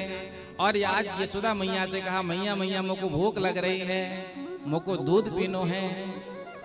मैया ने कहा, लाला तेरे लिए अभी दधि मंथन कर रही हूँ, तेरे लिए ताजो ताजो माखन निकाल रही हूँ, ठहर जा, ताजो ताजो माखन खवाऊंगी। कन्हैया ने कहा, नहीं मैया मुझको भूख लग रही है। तो मैया ने दधि मंथन करना बंद कर दिया और लाला कन्हैया को गोद में लेकर के दूध पिलाना प्रारंभ किया। अब कन्हैया दूध पीते जा रहे हैं और मैया से मीठी मीठी बातें भी कर रहे हैं। मैया एक बात तुमसे पूछूं? मैया ने कहा, एक क्या 10 पूछ। तो कन्हैया ने कहा, पूछा मैया तो को पूत प्यारो लागे या दूध प्यारो लागे? यशोदा मैया ने कहा, अरे लाला तेरे ताई तो दूध दही माखन है, मोकू तो मेरो पूत प्यारो लागे। इतने में ही यशोदा मैया को ध्यान आया, मैं रसोई में चूल्हे पर दूध चढ़ा कर आई थी। अब वो दूध उबल रहा है और अग्नि में गिरने ही वाला है। जैसे ही ध्यान आया यशोदा मैया को, सोई लाला को तो जमीन पर लिटा दिया और दूध उतारने के लिए भागी। तो कन्हैया ने कहा, देखो देखो, अभी मैया कह रही थी मुझको पूत प्यारो लागे, लेकिन उस दूध के चलते मुझ पूत को जमीन पर लिटा दिया। तो प्रभु को थोड़ा सा लीला में थोड़ा सा क्रोध आया। आज पहुंच गए उस कक्ष में जहां यशोदा मैया ने माखन की मटकी जो है कारी कारी चिकनी चिकनी संभाल के रखी थी। ददिया सास के जमाने में होता है ना, परंपरा में आता है तो हम उसको बहुत संभाल करके रखते हैं। तो लाला कन्हैया पहुंच गए, एक पत्थर उठाया और धड़ाम धड़ाम सभी मटकाओं को फोड़ना शुरू किया। सारा माखन बिखर गया कक्ष में। स्वयं उखल में ठाकुर जी खड़े हो गए और बंदरों को बुला बुला करके माखन खिलाने लगे। मैया दूध उतार करके आई तो लाला को जहां लिटाया वहां है नहीं। ढूंढते ढूंढते उसी कक्ष में पहुंच गई। जैसे ही कन्हैया ने मैया को आते हुए देखा, अब क्रोध में तो फोड़ दिया मटकी। क्रोध में पता नहीं चलता है ना हम क्या कर रहे हैं, लेकिन अब लगा अब तो मैया आज मुझे पीटेगी। तो कन्हैया ने जैसे ही मैया को आते हुए देखा, उखल से कूदे और भागे। आगे आगे कन्हैया, पीछे पीछे मैया। पूरे नंद भवन का चक्कर लगा दिया। यशोदा मैया थक गई क्योंकि हट्टी तगड़ी मोटी थी। यशोदा मैया डाइटिंग नहीं करती थी। प्रेम से कहो श्री राधे। आजकल तो लोगों के पास खाने को होता है फिर भी नहीं खाते हैं। क्यों? कहते हैं महाराज हम डाइटिंग कर रहे हैं। डाइटिंग करना है तो एकादशी का व्रत करो, नवरात्रि का व्रत करो। व्रत नहीं करेंगे और डाइटिंग के नाम पर कुछ नहीं खाएंगे। व्रत कर लोगे तो कम से कम पुण्य भी मिल जाएगा और डाइटिंग भी हो जाएगा, दोनों लाभ हो जाएगा। तो यशोदा मैया थक गई, हार गई, बैठ गई। जब कन्हैया ने मैया को देखा थका हुआ तो समीप में आ गए, पास में आ गए। कन्हैया से यशोदा मैया ने कहा, लाला देख तू आज मेरे पास आ जा, नहीं तो मैं तुझे मारूंगी। कन्हैया ने कहा, मैया तू मुझे मारेगी इसलिए तो मैं तेरे पास नहीं आ रहा हूँ, इसलिए तो मैं तुझसे दूर भाग रहा हूँ। तो यशोदा मैया ने कहा, ठीक है बेटा, मैं तुझे मारूंगी नहीं, मैं तेरी पूजा करूंगी। आजा तू मेरे गोद में, मैं तेरी पूजा करूंगी। कन्हैया ने कहा, मैया जब तू मेरी पूजा करेगी तो तूने ये हाथ में लाठी क्यों पकड़ रखी है? यशोदा मैया ने कहा, बुढ़ापे में लाठी का सहारा तो सबको लेना पड़ता है लाला, तो ये लाठी से डर लग रहा है, ले मैंने लाठी फेंक दिया। मैया ने लाठी को फेंक दिया। जैसे ही मैया ने लाठी को फेंका तो कन्हैया पूजा कराने के लिए आ गए। और जैसे ही कन्हैया मैया के पास आए, सोई मैया ने कन्हैया को जोर से हाथ को पकड़ लियो और कहा, लाला कन्हैया आज मैं ना तुझे मारूंगी ना छोड़ूंगी, आज मैं तुझे बांधूंगी। कन्हैया ने कहा, मैया ये तू क्या कर रही है, गलत बात। तूने कहा था ना कि मैं तेरी पूजा करूंगी। तो यशोदा मैया ने कहा, बेटा जैसे देवता होते हैं ना तो वैसे ही उनकी पूजा भी होती है। तो आज यशोदा मैया ने उखल से बांधना प्रारंभ किया। रस्सियां 2 अंगुल छोटी पड़ जाए। नंद भवन का सारा रस्सी जोड़ लिया, फिर भी 2 अंगुल रस्सी छोटी। अब ये 2 अंगुल क्या है? इसका आध्यात्मिक भाव है। सबसे पहला अंगुल है भक्त का पुरुषार्थ। जब भक्त भगवान को प्राप्त करने के लिए साधन करता है, भजन करता है, उसके बाद भगवान कृपा करते हैं। दूसरा अंगुल है भगवान की कृपा। अब भक्त पुरुषार्थ कर रहा है, भगवान कृपा नहीं करेंगे तो दर्शन नहीं होगा। भगवान कृपा तो कर रहे हैं, भक्त साधन ही नहीं करेगा तो भी दर्शन नहीं होगा। तो जब मैया बांधते बांधते थक गई और हार गई तो फिर भगवान स्वयं बंधन को स्वीकार करते हैं। भगवान को कोई नहीं बांध सकता, भगवान को कोई नहीं बांध सकता, लेकिन भगवान स्वयं से बंध जाते हैं। आज भगवान स्वयं से बंध गए, उखल से बांध दिया। मैया तो लग गई काम में। ग्वाल बालों ने आकर के कहा, नहीं आज तू तो गयो, अब तू कैसे हमारे संग खेले? तो कहा कोई बात नहीं, चल हम तुझे लेकर चलते हैं। तो उखल तो पीछे बंधा था, चल तो पाए नहीं, लेकिन कूद कूद करके थोड़ा आगे बढ़े। साथ में जो ग्वाल बाल थे वो कहते हैं जोर लगा के हई सा, एक छलांग लगाते कूद करके अब कन्हैया कूदते कूदते बाहर आ गए नंद भवन के आंगन में। नंद भवन के आंगन में एक वृक्ष था यमला अर्जुन का। जड़ तो एक थी, तना भाग दो था। तो कन्हैया तो बीच से निकल गए, उखल अटक गया। जो ही भगवान ने एक झटका दिया, सोई वृक्ष धराशायी हो गया और दो पुरुष प्रकट हुए, नल कुबर मणिग्रीव। जो भगवान को देखा तो इन्होंने भगवान की स्तुति की। ये नारद जी के साप के द्वारा वृक्ष योनि में पड़े हुए थे, तो भगवान ने आज इनका उद्धार किया। जब ये स्तुति करके चले गए तो वृक्ष के गिरने की आवाज आई। जो वृक्ष के गिरने की आवाज को नंद बाबा ने सुना तो आज आकर के लाला को उखल के बंधन से मुक्त किया और ले जा करके यशोदा मैया के गोद में बिठा दिया। प्रेम से कहो श्री राधे, जोर से कह दो राधे राधे राधे राधे। आगे भगवान ने सुखिया मालिन पर कृपा की थी। सुखिया मालिन फल बेचने के लिए आई थी। भगवान ने 2-4 फल लिए थे, बदले में रत्नों का भंडार भर दिया था। हम भगवान को कुछ अर्पण करते हैं ना, तो भगवान 1000 गुना लाख गुना करके हमको वापस करते हैं। लिए तो केवल 2-4 फल थे, लेकिन रत्नों का भंडार भर दिया। इधर नंद बाबा उपनंद आपस में वार्तालाप कर रहे थे कि जब से कन्हैया का जन्म हुआ है तब से गोकुल में कोई ना कोई कष्ट संकट आ ही रहा है। तो हमको तो ये लगता है कि ये स्थान ठीक नहीं है, स्थान परिवर्तन करना चाहिए। तो उपनंद जी ने कहा पास में ही बड़ा सुंदर स्थान है जिसका नाम है वृंदावन, चलिए हम वृंदावन ही चलते हैं। तो सब वृंदावन आज चलने लगे। प्रेम से कहो श्री राधे। वनम वृंदावनम नाम पसव्यम नवकाननम गोप गोपी गवाम सेव्यम पुण्याद्रि तृण विरुधम। तो आज प्रभु सबको लेकर के वृंदावन धाम में आए हैं। प्रेम से कहो श्री राधे। वृंदावन तो वृंदावन है। वृंदावन की शोभा देखत मेरे नैन सिरात वृंदावन वृंदावन। वृंदावन की पावन भूमि अद्भुत है, अकल्पनीय है। वृंदावन की महिमा के बारे में कहना संभव नहीं है। एक बार वृंदावन जाने का सौभाग्य अवसर मिल जाए तो कहना ही क्या। आप सब वृंदावन तो गए होंगे। प्रेम से कहो श्री राधे। कौन कौन गया है वृंदावन? हाँ, प्रेम से कहो श्री राधे। जोर से कह दो राधे राधे राधे राधे। तो वृंदावन है। वृंदावन में जाने के बाद जो आनंद की अनुभूति होती है, ऐसा आनंद आपको कहीं नहीं मिलेगा।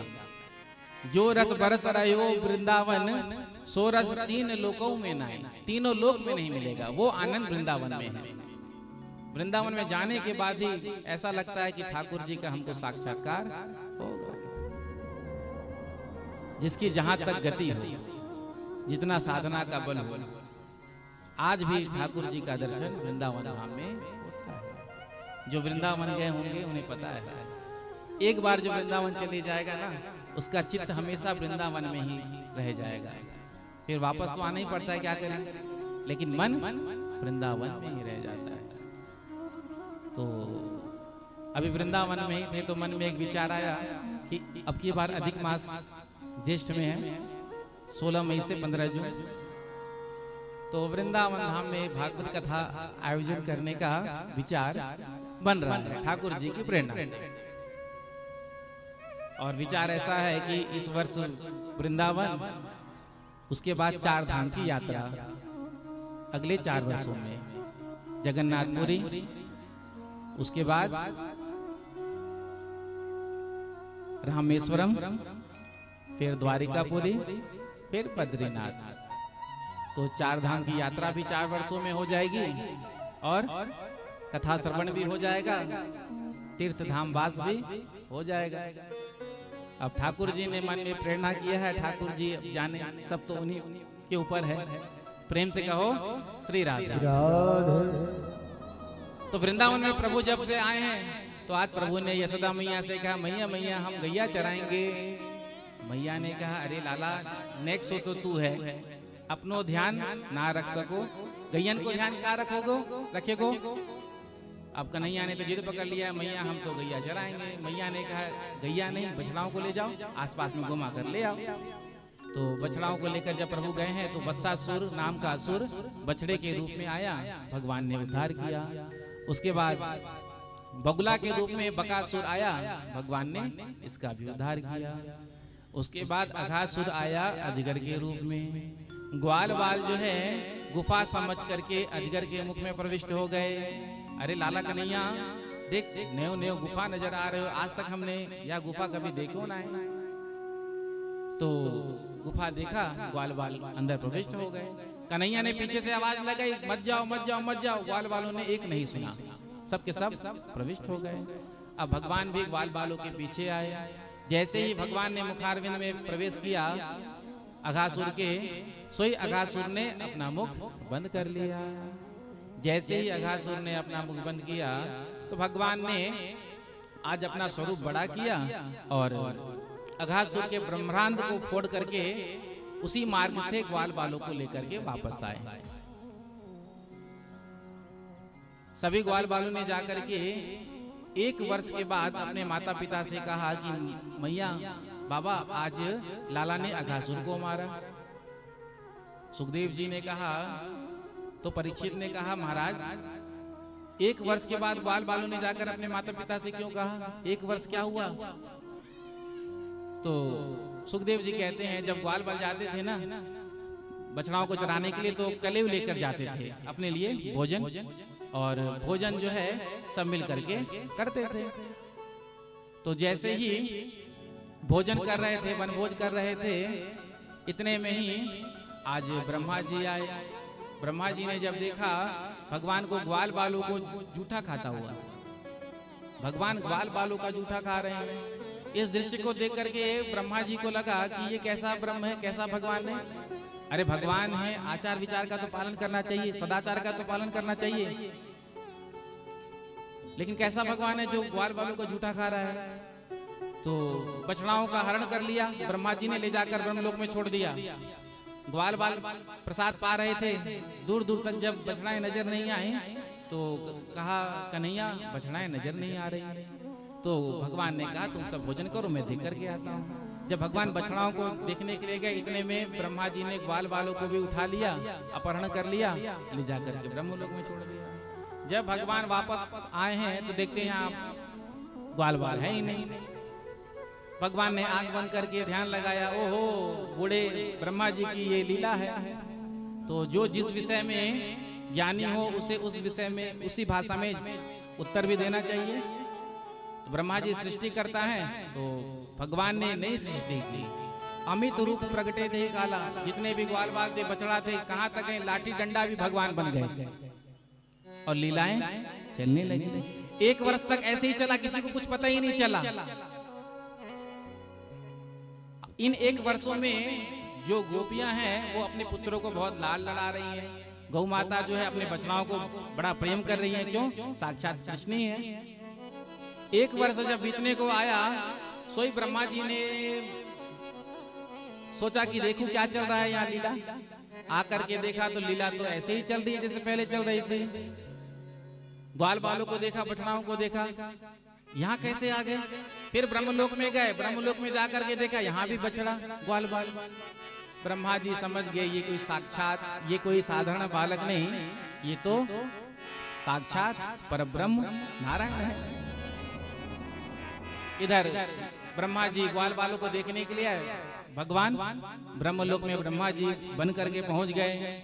द्वारपालों को बुलाया और कहा देखो आजकल नकली भगवान बहुत घूम रहे हैं, तो ध्यान रखना। अब भगवान कृष्ण ब्रह्मा बन करके सिंहासन पर बैठ गए। द्वारपालों को बता दिया। ब्रह्मा जी जब इधर से देख करके गए ग्वाल बालों को, जैसे ही ब्रह्मलोक में प्रवेश कर रहे हैं, द्वारपालों ने रोक दिया। कहाँ बाबा? ब्रह्मा जी ने कहा अरे मूर्खो, मुझे नहीं पहचानते, मैं तुम्हारा स्वामी ब्रह्मा। द्वारपालों ने कहा पागल, किसी और को बनाना, हमारे महाराज तो सिंहासन पर विराजमान हैं, आप नकली हैं, यहां से चले जाइए। नहीं तो कारागार में बंद कर देंगे। ब्रह्मा जी कहते हैं मैं ही तुम्हारा स्वामी हूँ, मैं ही असली ब्रह्मा हूँ। द्वारपाल माने ना। आंख बंद करके जब ब्रह्मा जी ने भगवान से क्षमा याचना की तो फिर भगवान ने अपनी लीला को गायब कर दिया। इधर ब्रह्मा जी को गलती का एहसास हुआ, आकर के भगवान के चरणों में प्रणाम किया और 40 श्लोकों में स्तुति किया। 2 परिक्रमा दे करके ब्रह्मा जी चले गए। किस देवी देवता की कितनी परिक्रमा करनी चाहिए इसका विधान शास्त्रों में मिलता है। भगवान नारायण की 4 परिक्रमा देनी चाहिए। प्रेम से कहो श्री राधे। ब्रह्मा जी तो जानकार हैं, तो ब्रह्मा जी 2 ही परिक्रमा देकर क्यों चले गए? तो संतों ने भाव दिया जब कोई बड़ा अधिकारी नाराज हो जाए ना तो उसके सामने से जल्दी से खिसक जाना चाहिए, नहीं तो न जाने कौन सा दंड दे दे। इसलिए जल्दी जल्दी में 2 परिक्रमा लगाया और निकल गए। तो आपको पता है किस देवी देवता की कितनी परिक्रमा देनी चाहिए? हमारे सनातन धर्म में, सनातन संस्कृति में 5 देव प्रमुख माने गए हैं। 5 देवताओं की उपासना होती है ना। कौन कौन बताओ? हाँ, गणेश जी, दुर्गा मैया, सूर्य भगवान और भगवान नारायण, 5वें भोलेनाथ। क्या बात है, मैया जी के लिए ताली। हाँ, प्रेम से कहो श्री राधे। तो किसकी कितनी परिक्रमा देनी चाहिए? हाँ हाँ हाँ हाँ हाँ, वाह, बहुत सुंदर। प्रेम से कहो श्री राधे। देवी मैया की 4 परिक्रमा और सूर्य भगवान की 7 परिक्रमा देनी चाहिए और भोलेनाथ की आधी परिक्रमा।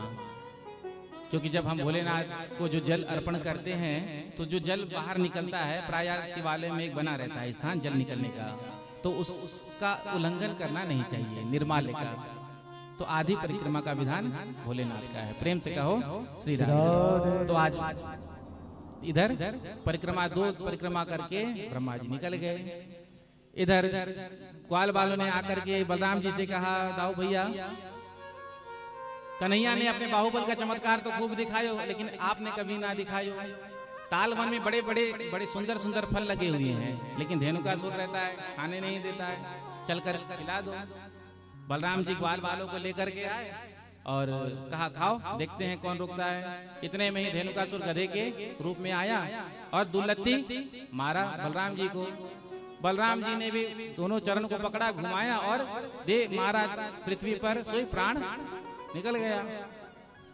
अब तो ग्वाल वालों ने, कन्हैया ने जाकर के यशोदा मैया से कहा, मैया मैया, आज दाऊ भैया ने एक बड़ो भारी काम कर दियो। अब बलराम जी सोच रहे हैं कि हमारी प्रशंसा होगी। यशोदा मैया ने पूछा, कौन सा काम कियो है? ग्वाल वालों ने कहा, आज दाऊ भैया ने एक गधा को मार दियो। प्रेम से कहो श्री राधे। यशोदा मैया ने बलराम जी से कहा, अरे दाऊ, ये तू क्या कर रहा है? गधा मार तो है। बलराम जी ने कहा, अरे मैया, वो साधारण गधा नहीं, वो एक दुष्ट था, मैंने उसको मारा। बलराम जी नाराज हो गए। कन्हैया से कहा कि आज से हम तुम्हारे साथ नहीं जाएंगे।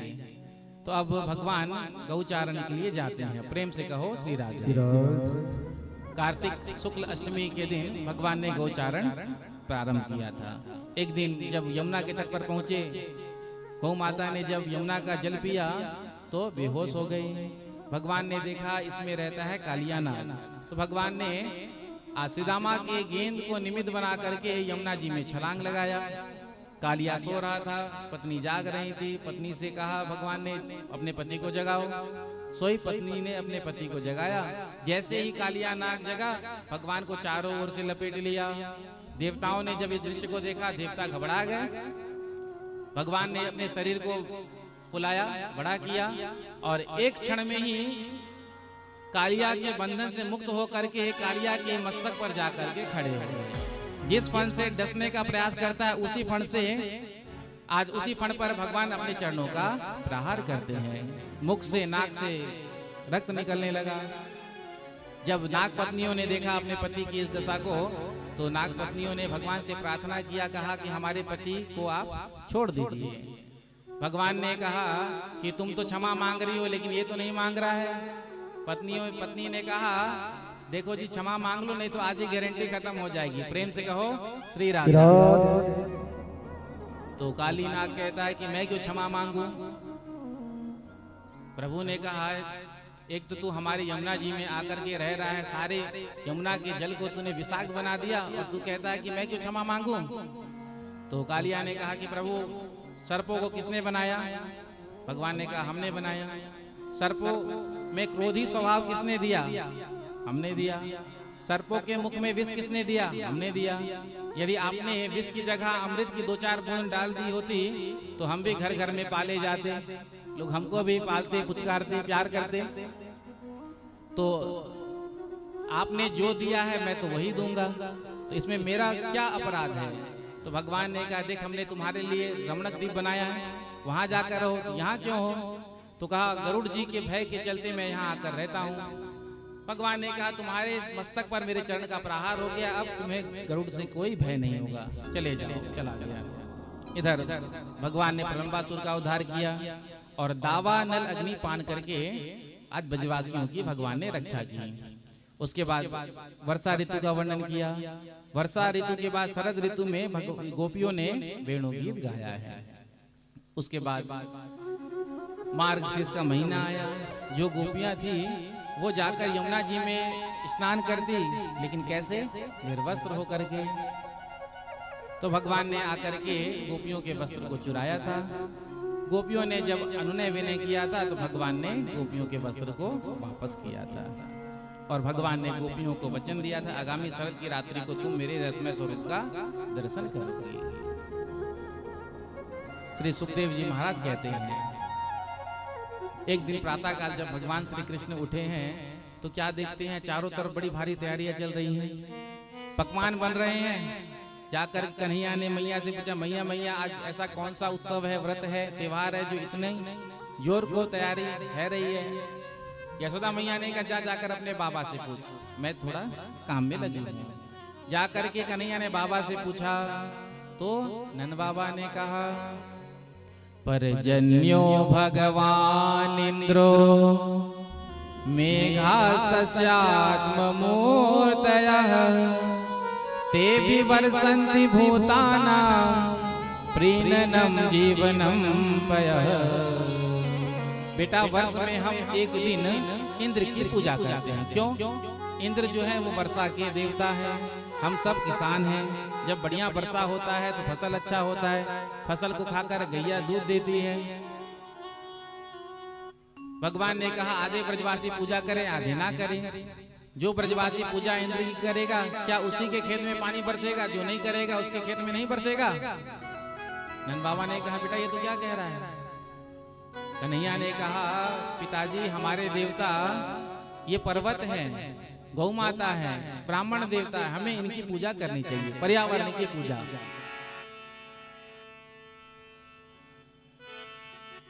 तो सभी ने कहा कि तेरे देवता के पूजन में कौन कौन सी सामग्री लगती है। तो कहा कि खाने पीने की चीज में कोई कमी नहीं होनी चाहिए। प्रेम से कहो श्री राधे। तो जितना भी भोग बना था इंद्र के लिए, सब छकड़ा में डाल करके भगवान श्री कृष्ण ग्वाल बाल ब्रजवासियों को लेकर के गोवर्धन जा रहे हैं।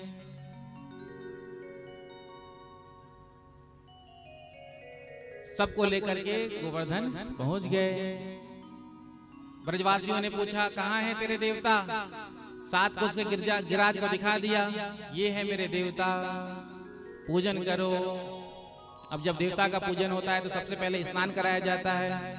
अब मटका में जल भर भर करके लाएं, ग्वाल बाल और गिरिराज जी पर चढ़ाएं। शालिग्राम भगवान है नहीं जो 1 लोटा जल में स्नान कर ले। 7 कोस के गिरिराज, ग्वाल बाल थक गए, भगवान से प्रार्थना किया। भगवान ने मानसी गंगा को प्रकट किया। बोलो मानसी गंगा की जय हो। उसके बाद पूजन किया और 56 भोग गिरिराज महाराज को लगाया। और हाथ जोड़ कर कहा, हे गिरिराज महाराज भोग स्वीकार करें। ग्वाल बालों ने कहा, लाला पर्दा डालें।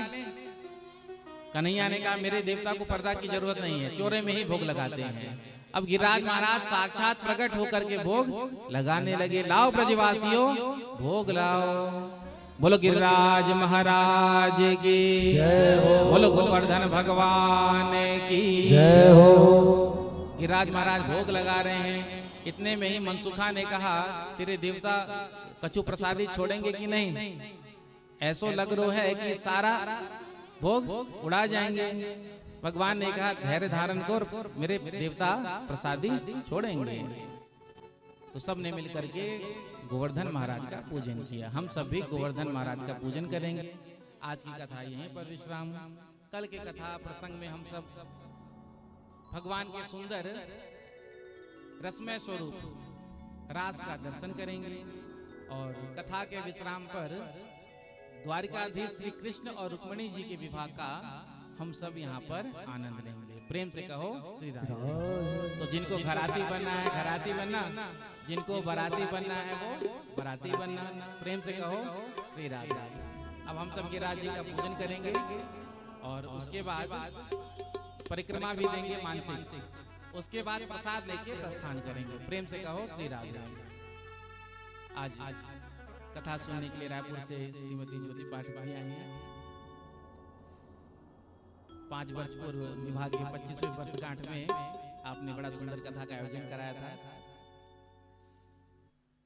प्रेम से कहो श्री राधे। बोलो गिरिराज महाराज की जय हो। बोलो वृंदावन बिहारी लाल की जय हो। श्रीमद् भागवत महापुराण की जय हो। श्री हनुमान जी महाराज की जय हो। दंतेश्वरी मैया की जय हो। जय जय श्री राधे।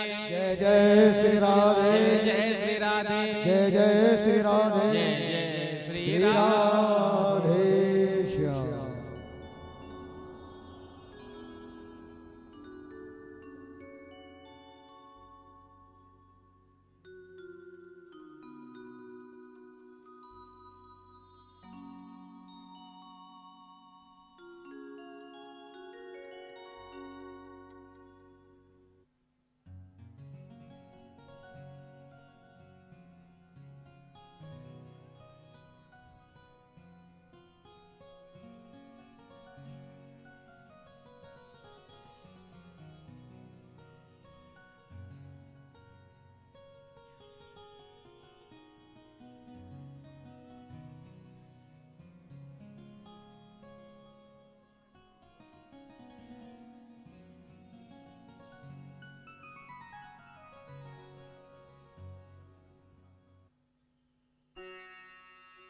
बोलो गिरिराज महाराज की जय। तो 56 भोग ब्रजवासियों ने लगाया और भोग लगा करके परिक्रमा दे करके चले गए। इंद्र को जब समाचार मिला तो इंद्र ने आज अपने मेघों को आज्ञा दिया और मेघ आकर के बरसने लगे। घनघोर वर्षा होने लगी, चारों ओर अंधकार छा गया। सारे ब्रजवासी भगवान श्री कृष्ण के चरणों में जाकर के प्रणाम करते हैं और कहते हैं, प्रभु इंद्र के कोप से आप हम सबकी रक्षा करें। तो भगवान कहते हैं, देखो हम सबने किसकी पूजा की?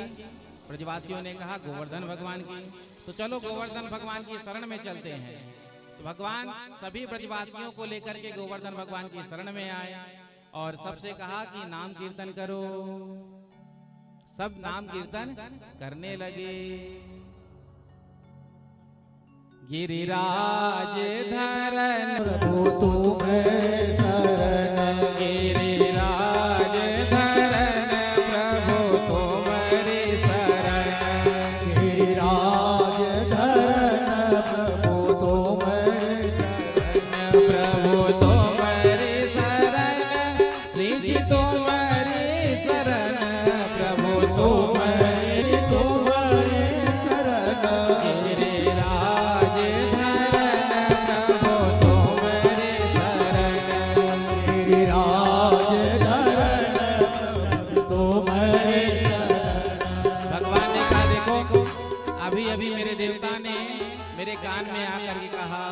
यदि इंद्र ज्यादा पानी बरसाने लग जाए ना तो मुझे उठा करके छाता बना लेना।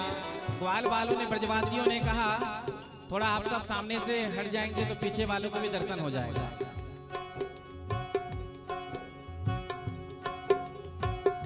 भगवान ने ब्रजवासियों से कहा, मेरे देवता ने कहा है कि ज्यादा इंद्र पानी बरसाने लग जाए तो मुझे उठा करके छाता बना लेना। ब्रजवासियों ने कहा, तेरे देवता उड़ जाएंगे क्या? 7 कोस के गिरिराज, इतने बड़े गिरिराज कैसे उड़ जाएंगे? भगवान ने कहा, प्रयास तो करके देखो। तो देखते ही देखते भगवान श्री कृष्ण ने अपने कनिष्ठ उंगली से गिरिराज महाराज को उठा लिया है। बोलो गिरिराज महाराज के, बोलो गोवर्धन भगवान के। भगवान ने सारे ब्रजवासियों से कहा, हे ब्रजवासियों, सभी गिरिराज महाराज की शरण में आ जाओ। सारे ब्रजवासी गिरिराज जी की शरण में आ गए हैं।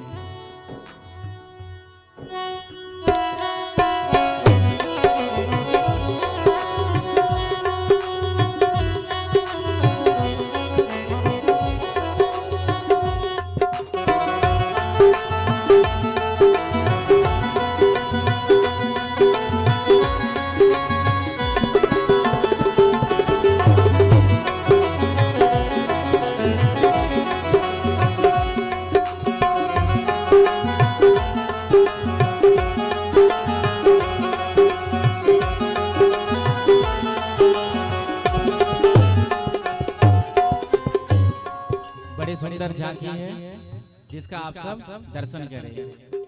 बोलो गिरिराज महाराज की, गोवर्धन भगवान की। आप सब भी जिनको पूजन करना है गिरिराज महाराज का, वो एक एक करके आकर पूजन कर सकते हैं। उसके बाद हम आरती करेंगे और प्रसाद लेके प्रस्थान करेंगे।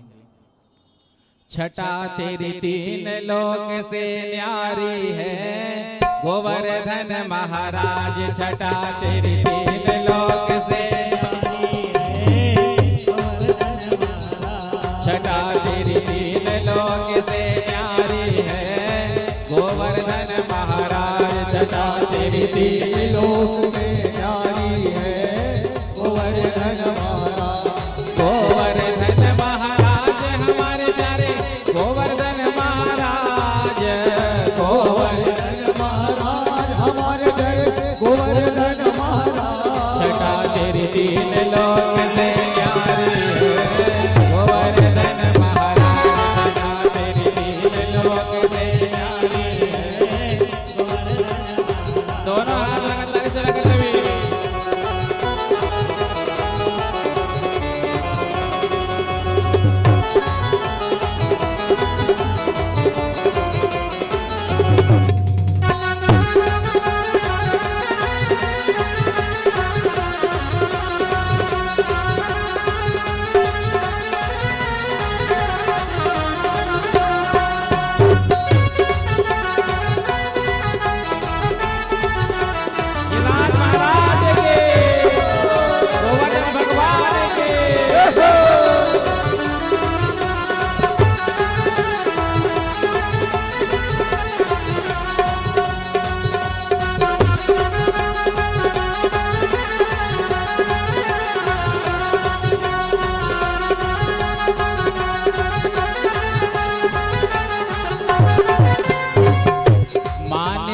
गंगा कर स्नान, मानसी गंगा कर स्नान।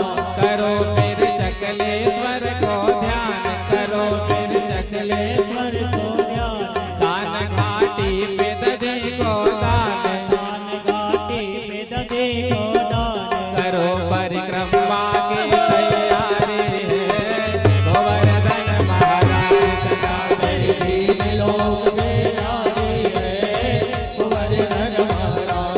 गोवर्धन महाराज हमारे प्यारे, गोवर्धन महाराज, गोवर्धन महाराज हमारे प्यारे, गोवर्धन महाराज। छटा तेरी 3 लोक से न्यारी है, गोवर्धन महाराज। छटा तेरी 3 लोक से न्यारी है, गोवर्धन महाराज।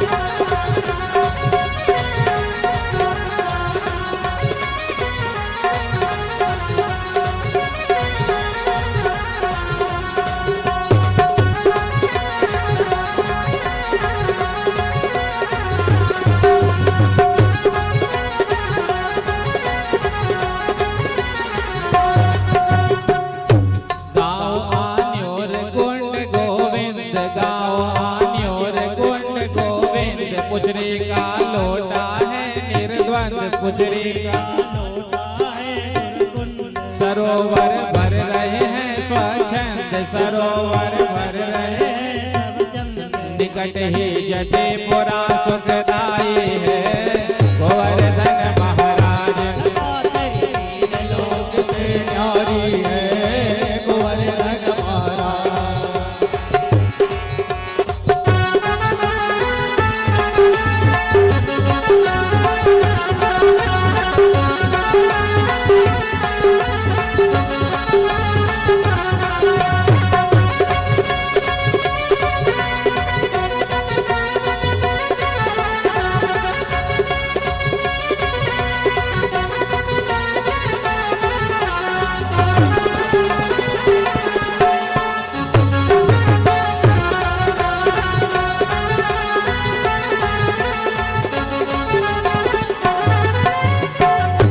शिखर पर नाच रहे हैं मोर, शिखर पर नाच रहे हैं मोर। संत यहाँ पड़े रहे चहोर, संत यहाँ पड़े रहे। कृष्ण का नाम रटे नित भोर, करे ब्रजवासिन की रखवारी है। गोवर्धन महाराज छटा तेरी तीन लोग,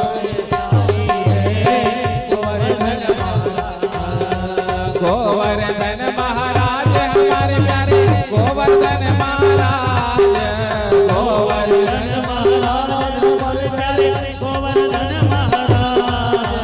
गोवर्धन महाराज हमारे प्यारे, गोवर्धन महाराज, गोवर्धन महाराज हमारे प्यारे, गोवर्धन महाराज। छटा तेरी तीन लोक से न्यारी है, गोवर्धन महाराज छटा तेरी तीन लोक से न्यारी है। गोवर्धन महाराज। देखो गिरिराज जी की परिक्रमा होती है 7 कोस की 21 किलोमीटर की होती है। अब यदि गिरिराज जी की परिक्रमा का पुण्य चाहते हो तो आपको गिरिराज जी जाना पड़ेगा। लेकिन भागवत कथा में जो गिरिराज जी महाराज बनते हैं, यदि आपने मानसिक परिक्रमा कर दी तो आपको यहीं वो पुण्य मिल जाएगा।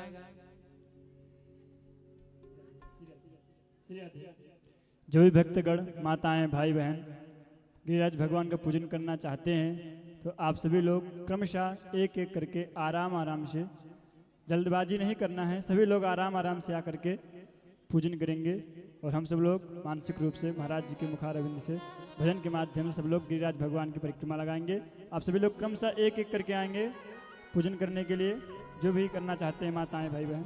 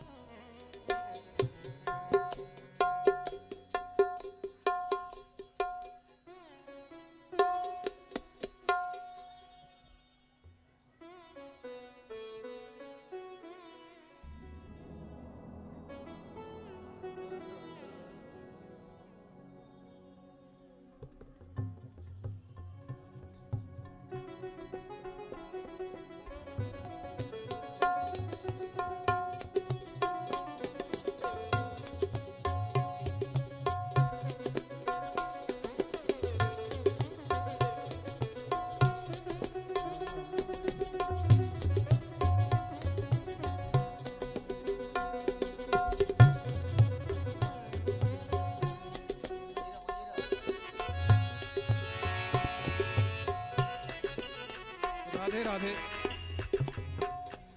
अब कुछ सूचनाएं समिति की अध्यक्षा श्रीमती सरिता यादव जी के द्वारा आप सभी के सम्मुख रखा जाएगा। धन्यवाद यादव जी। श्री कृष्ण भगवान की, राधा रानी की जय हो। जय जय श्री राधे। जय श्री राधे। गोवर्धन महाराज की, गोवर्धन महाराज की, गोवर्धन महाराज की जय हो। आज कथा के पंचम दिवस में आचार्य अभिषेक जी महाराज जी के मुखारविंद से हमने श्री कृष्ण जी की बाल लीलाओं का दर्शन किया। मटकी फोड़ लीला बच्चों के माध्यम से यहाँ प्रदर्शित किया गया। बच्चों में संस्कार विकसित हो, हमारी सभ्यता और संस्कृति की, इस हेतु ही ऐसे सब झांकियों का प्रदर्शन किया जाता है। आप सभी भक्त वृंद से करबद्ध निवेदन है, अपने बच्चों को जब भी कथा पंडाल में लेकर आएं, किसी भी धार्मिक आयोजन में लेकर जाएं, तो पारंपरिक वस्त्रों के साथ लेकर आएं। क्यों? आपने देखा होगा आज जीना हमारा हाइब्रिड, खाना हमारा हाइब्रिड, और अब संस्कृति भी हाइब्रिड। अगर आप चाहते हैं विशुद्ध रूप से हम सनातन संस्कृति को आगे बढ़ाएं, संवर्धित और संरक्षित रखें, आवश्यक है जब भी धार्मिक आयोजन हो हम अपने बच्चों को, सबसे पहले आप देखते हैं तो क्या दिखाई देता है? बाहरी स्वरूप ही दिखाई देता है। आप कितने पढ़े हैं, आपके घर में कितनी धन संपत्ति है, इससे कोई मतलब नहीं होता। तो आपसे केवल इतना ही निवेदन रखना था। आपने आज विभिन्न प्रकार की झांकियों का दर्शन किया और बाल लीला का दर्शन किया, गोवर्धन महाराज की मानसिक परिक्रमा की हमने, और इंद्र के घमंड को तोड़ा। ऐसे सारी कथाओं से हमको सीख मिलती है कि जीवन में अगर कोई चीज संभाल के रखने योग्य है तो वो है संकल्प शक्ति, सद संकल्प। संकल्प कई बार जो है किसी को खराब करने के लिए भी लिया जाता है, लेकिन सद संकल्प जीवन में हमेशा रखना चाहिए, और इन्हीं सद संकल्पों के कारण से ही हमारे जीवन का उत्कर्ष होता है।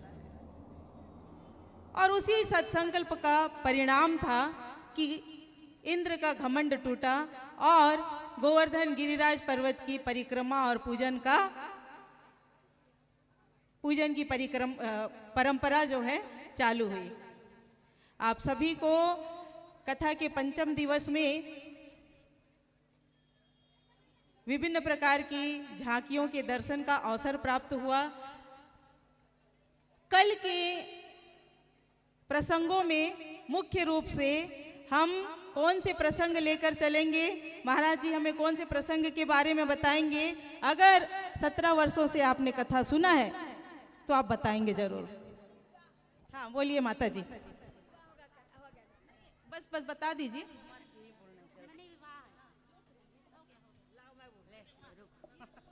कौन सी? कल महाराज रुक्मिणी विवाह के बारे में बताएंगे। बोलो श्री वृंदावन बिहारी लाल की जय। ये तो बहुत अच्छी बात हो गई, क्योंकि कथा हम लोग श्रवण निरंतर करते रहते हैं, तो जो भागवत जी में लिखा हुआ है उन प्रसंगों को, उन स्तुतियों को हम जानते हैं। किंतु हमारी समिति की भी एक परंपरा है कि हम ये 7 दिवस 8 दिवस वस्त्रों के माध्यम से, रंगों के माध्यम से जीवन को परिलक्षित करते हैं। तो कल हम विवाह उत्सव में कौन से पारंपरिक वस्त्रों में उपस्थित होंगे? रंग की थोड़ी विवेचना कर दीजिए। लाल रंग के वस्त्रों में कल उपस्थित होंगे। लाल रंग प्रतीक है किसका? शादी ब्याह का प्रतीक है। हम अपने घर में बच्चों का जब विवाह करते हैं तो जब वो बच्चा जन्म लेता है तभी से तैयारियां शुरू कर देते हैं। एक ही जीवन में ऐसा महोत्सव होता है पारिवारिक रूप से जिसकी तैयारी हम बचपन से शुरू कर देते हैं, वो है विवाह महोत्सव। हमें ये पता भी नहीं रहता है कि गर्भ में शिशु कन्या है या बालक है, और हम शुरू कर देते हैं। नामकरण संस्कार के पहले ही हम जोड़ना शुरू करते हैं। किस लिए? विवाह के लिए।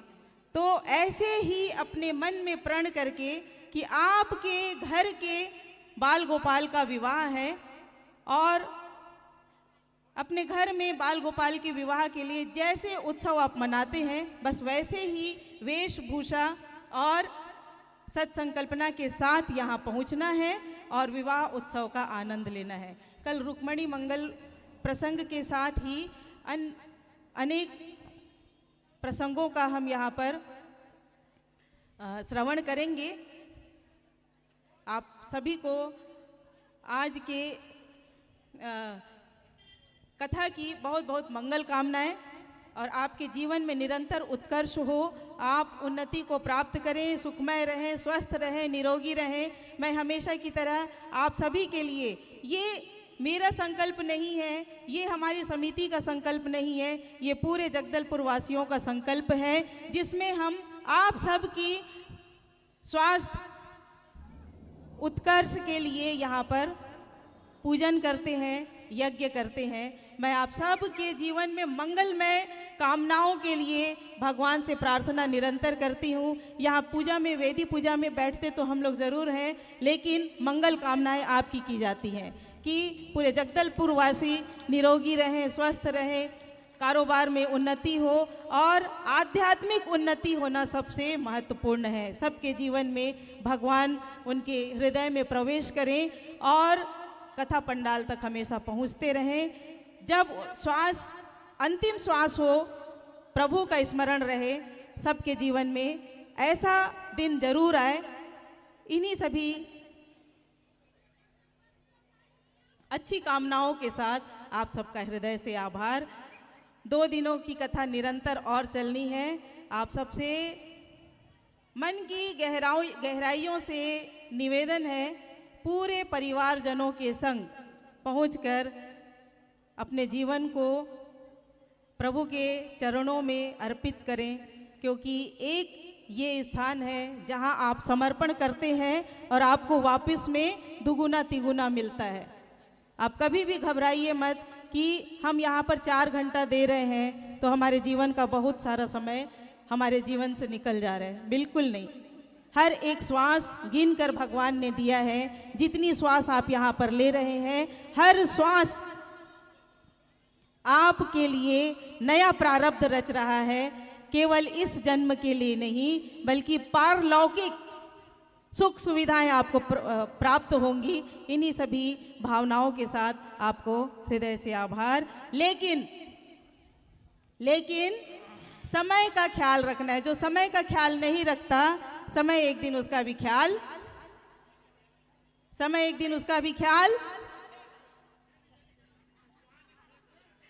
हमारी माताएं, ये इन्हीं के जो पॉजिटिव एसेंस है ना, उन्हीं के कारण से हम 17 वर्षों से निरंतर खड़े हैं और खड़े रहेंगे। जय हो, जय हो। कभी कभी अपना भी जय कर लेना चाहिए। क्या हाँ। और देखिए, जब बड़ा आयोजन करते हैं, ये 2 मिनट चाहिए बस। जब आप भैया जी को 4 घंटे सुन रहे थे, बहुत हमारे जीवन को सही दिशा देने का काम कर रहे हैं भैया, आपके चरणों में बारंबार नमन है। 1 मिनट मेरी बात सुन लीजिए, बस 1 मिनट। देखिए, जब कभी हम बड़ा आयोजन करते हैं तो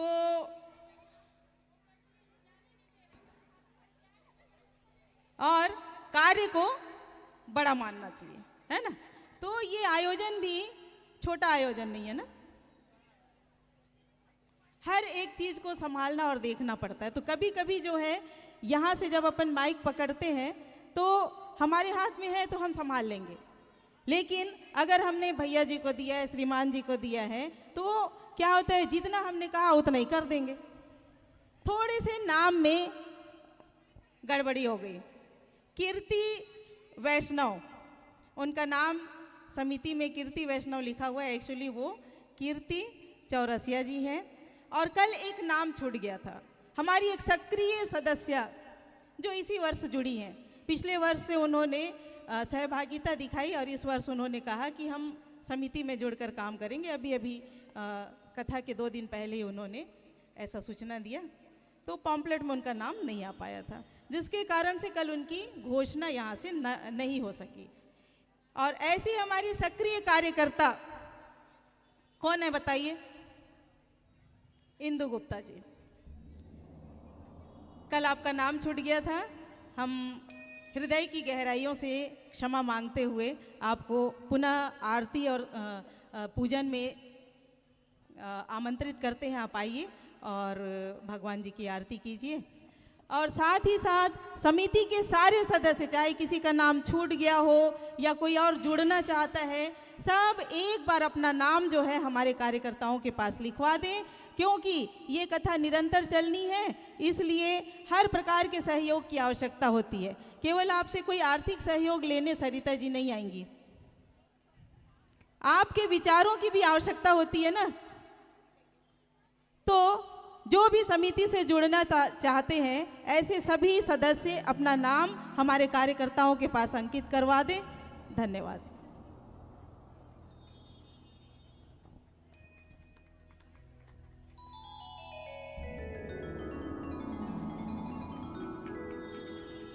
बोलो गिरिराज महाराज की।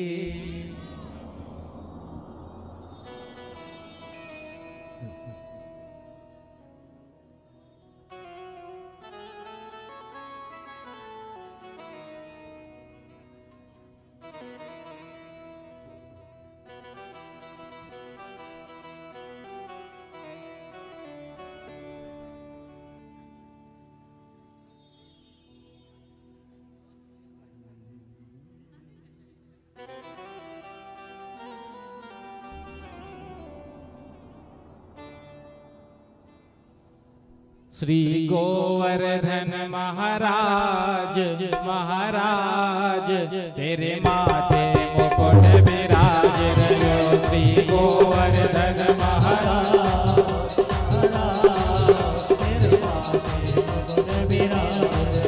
तेरे माथे मुकुट विराज रहो। तेरे माथे मुकुट विराज रहो। तेरे माथे मुकुट विराज रहो। तेरे माथे श्री गोवर्धन महाराज महाराज तेरे माथे मुकुट विराज रहो। श्री गोवर्धन महाराज महाराज तेरे माथे मुकुट विराज। तो पे पान चढ़े तो पे फूल चढ़े, तो पे पान चढ़े तो पे फूल चढ़े, तो पे पान चढ़े तो पे फूल चढ़े, तो पे पान चढ़े तो पे फूल चढ़े, पे पान चढ़े तो पे फूल चढ़े, तो पे पान चढ़े तो पे फूल चढ़े, तो पे चढ़े तो पे चढ़े दूध की धार धार तेरे माथे मुकुट विराज रहो। श्री गोवर्धन महाराज महाराज तेरे माथे मुकुट विराज गयो। तेरे सात कोस की परिक्रमा, तेरे सात कोस की परिक्रमा, तेरे सात कोस की परिक्रमा, तेरी सात कोस की परिक्रमा, तेरी सात कोस की परिक्रमा, तेरी सात कोस की परिक्रमा। जगलेश्वर जगलेश्वर जगलेश्वर है विश्राम विश्राम तेरे माथे मुकुट विराज रहो। श्री गोवर्धन महाराज महाराज तेरे माथे मुकुट विराज गयो। तेरे गले में कंठा साज रहो। तेरे गले में कंठा साज रहो। तेरे गले में कंठा साज रहो। तेरे गले में कंठा साज रहो। तेरे गले में कंठा साज रहो। तेरे गले में कंठा साज थोड़ी पर थोड़ी पर थोड़ी पर हीरा लाल हालाल तेरे माथे मुकुट विराज रहो। श्री गोवर्धन महाराज महाराज तेरे माथे मुकुट विराज गयो। तेरे माथे मुकुट विराज रहो। तेरे माथे मुकुट विराज गयो। तेरे माथे मुकुट विराज रहो। तेरे माथे मुकुट विराज गयो। श्री गोवर्धन श्री गोवर्धन श्री गोवर्धन महाराज महाराज तेरे माथे मुकुट विराज रहो। श्री गोवर्धन महाराज महाराज माथे मुकुट विराज गयो कर्पूर गौरम करुणावतारम संसार सारम भुजगेन्द्रहारम सदा वसंतम हृदयाय मे भवं भवानी नमामि भवं भवानी नमामि हरे राम राम राम हरे हरे हरे कृष्ण कृष्ण कृष्ण हरे हरे हरे राम राम राम हरे हरे हरे कृष्ण कृष्ण कृष्ण हरे हरे हरे राम राम राम हरे हरे हरे कृष्ण कृष्ण हरे राम राम हरे हरे हरे कृष्ण हरे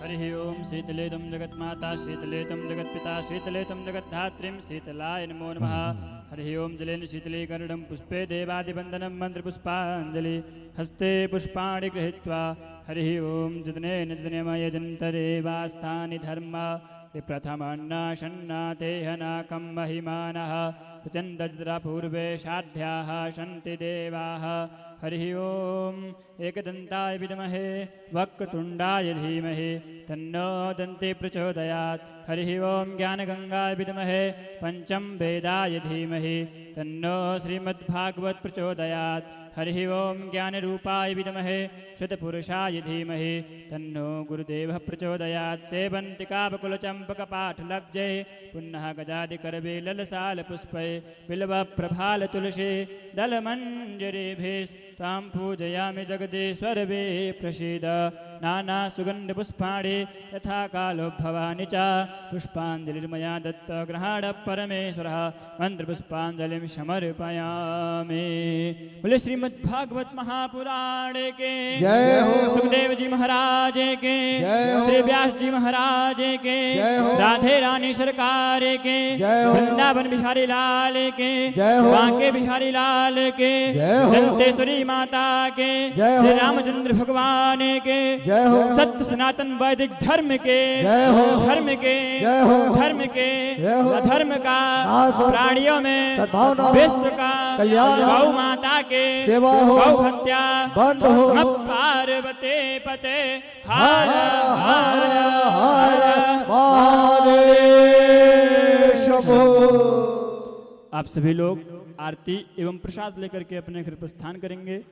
कल आप 2:30 बजे 2:45 बजे तक कथा पंडाल में आइए।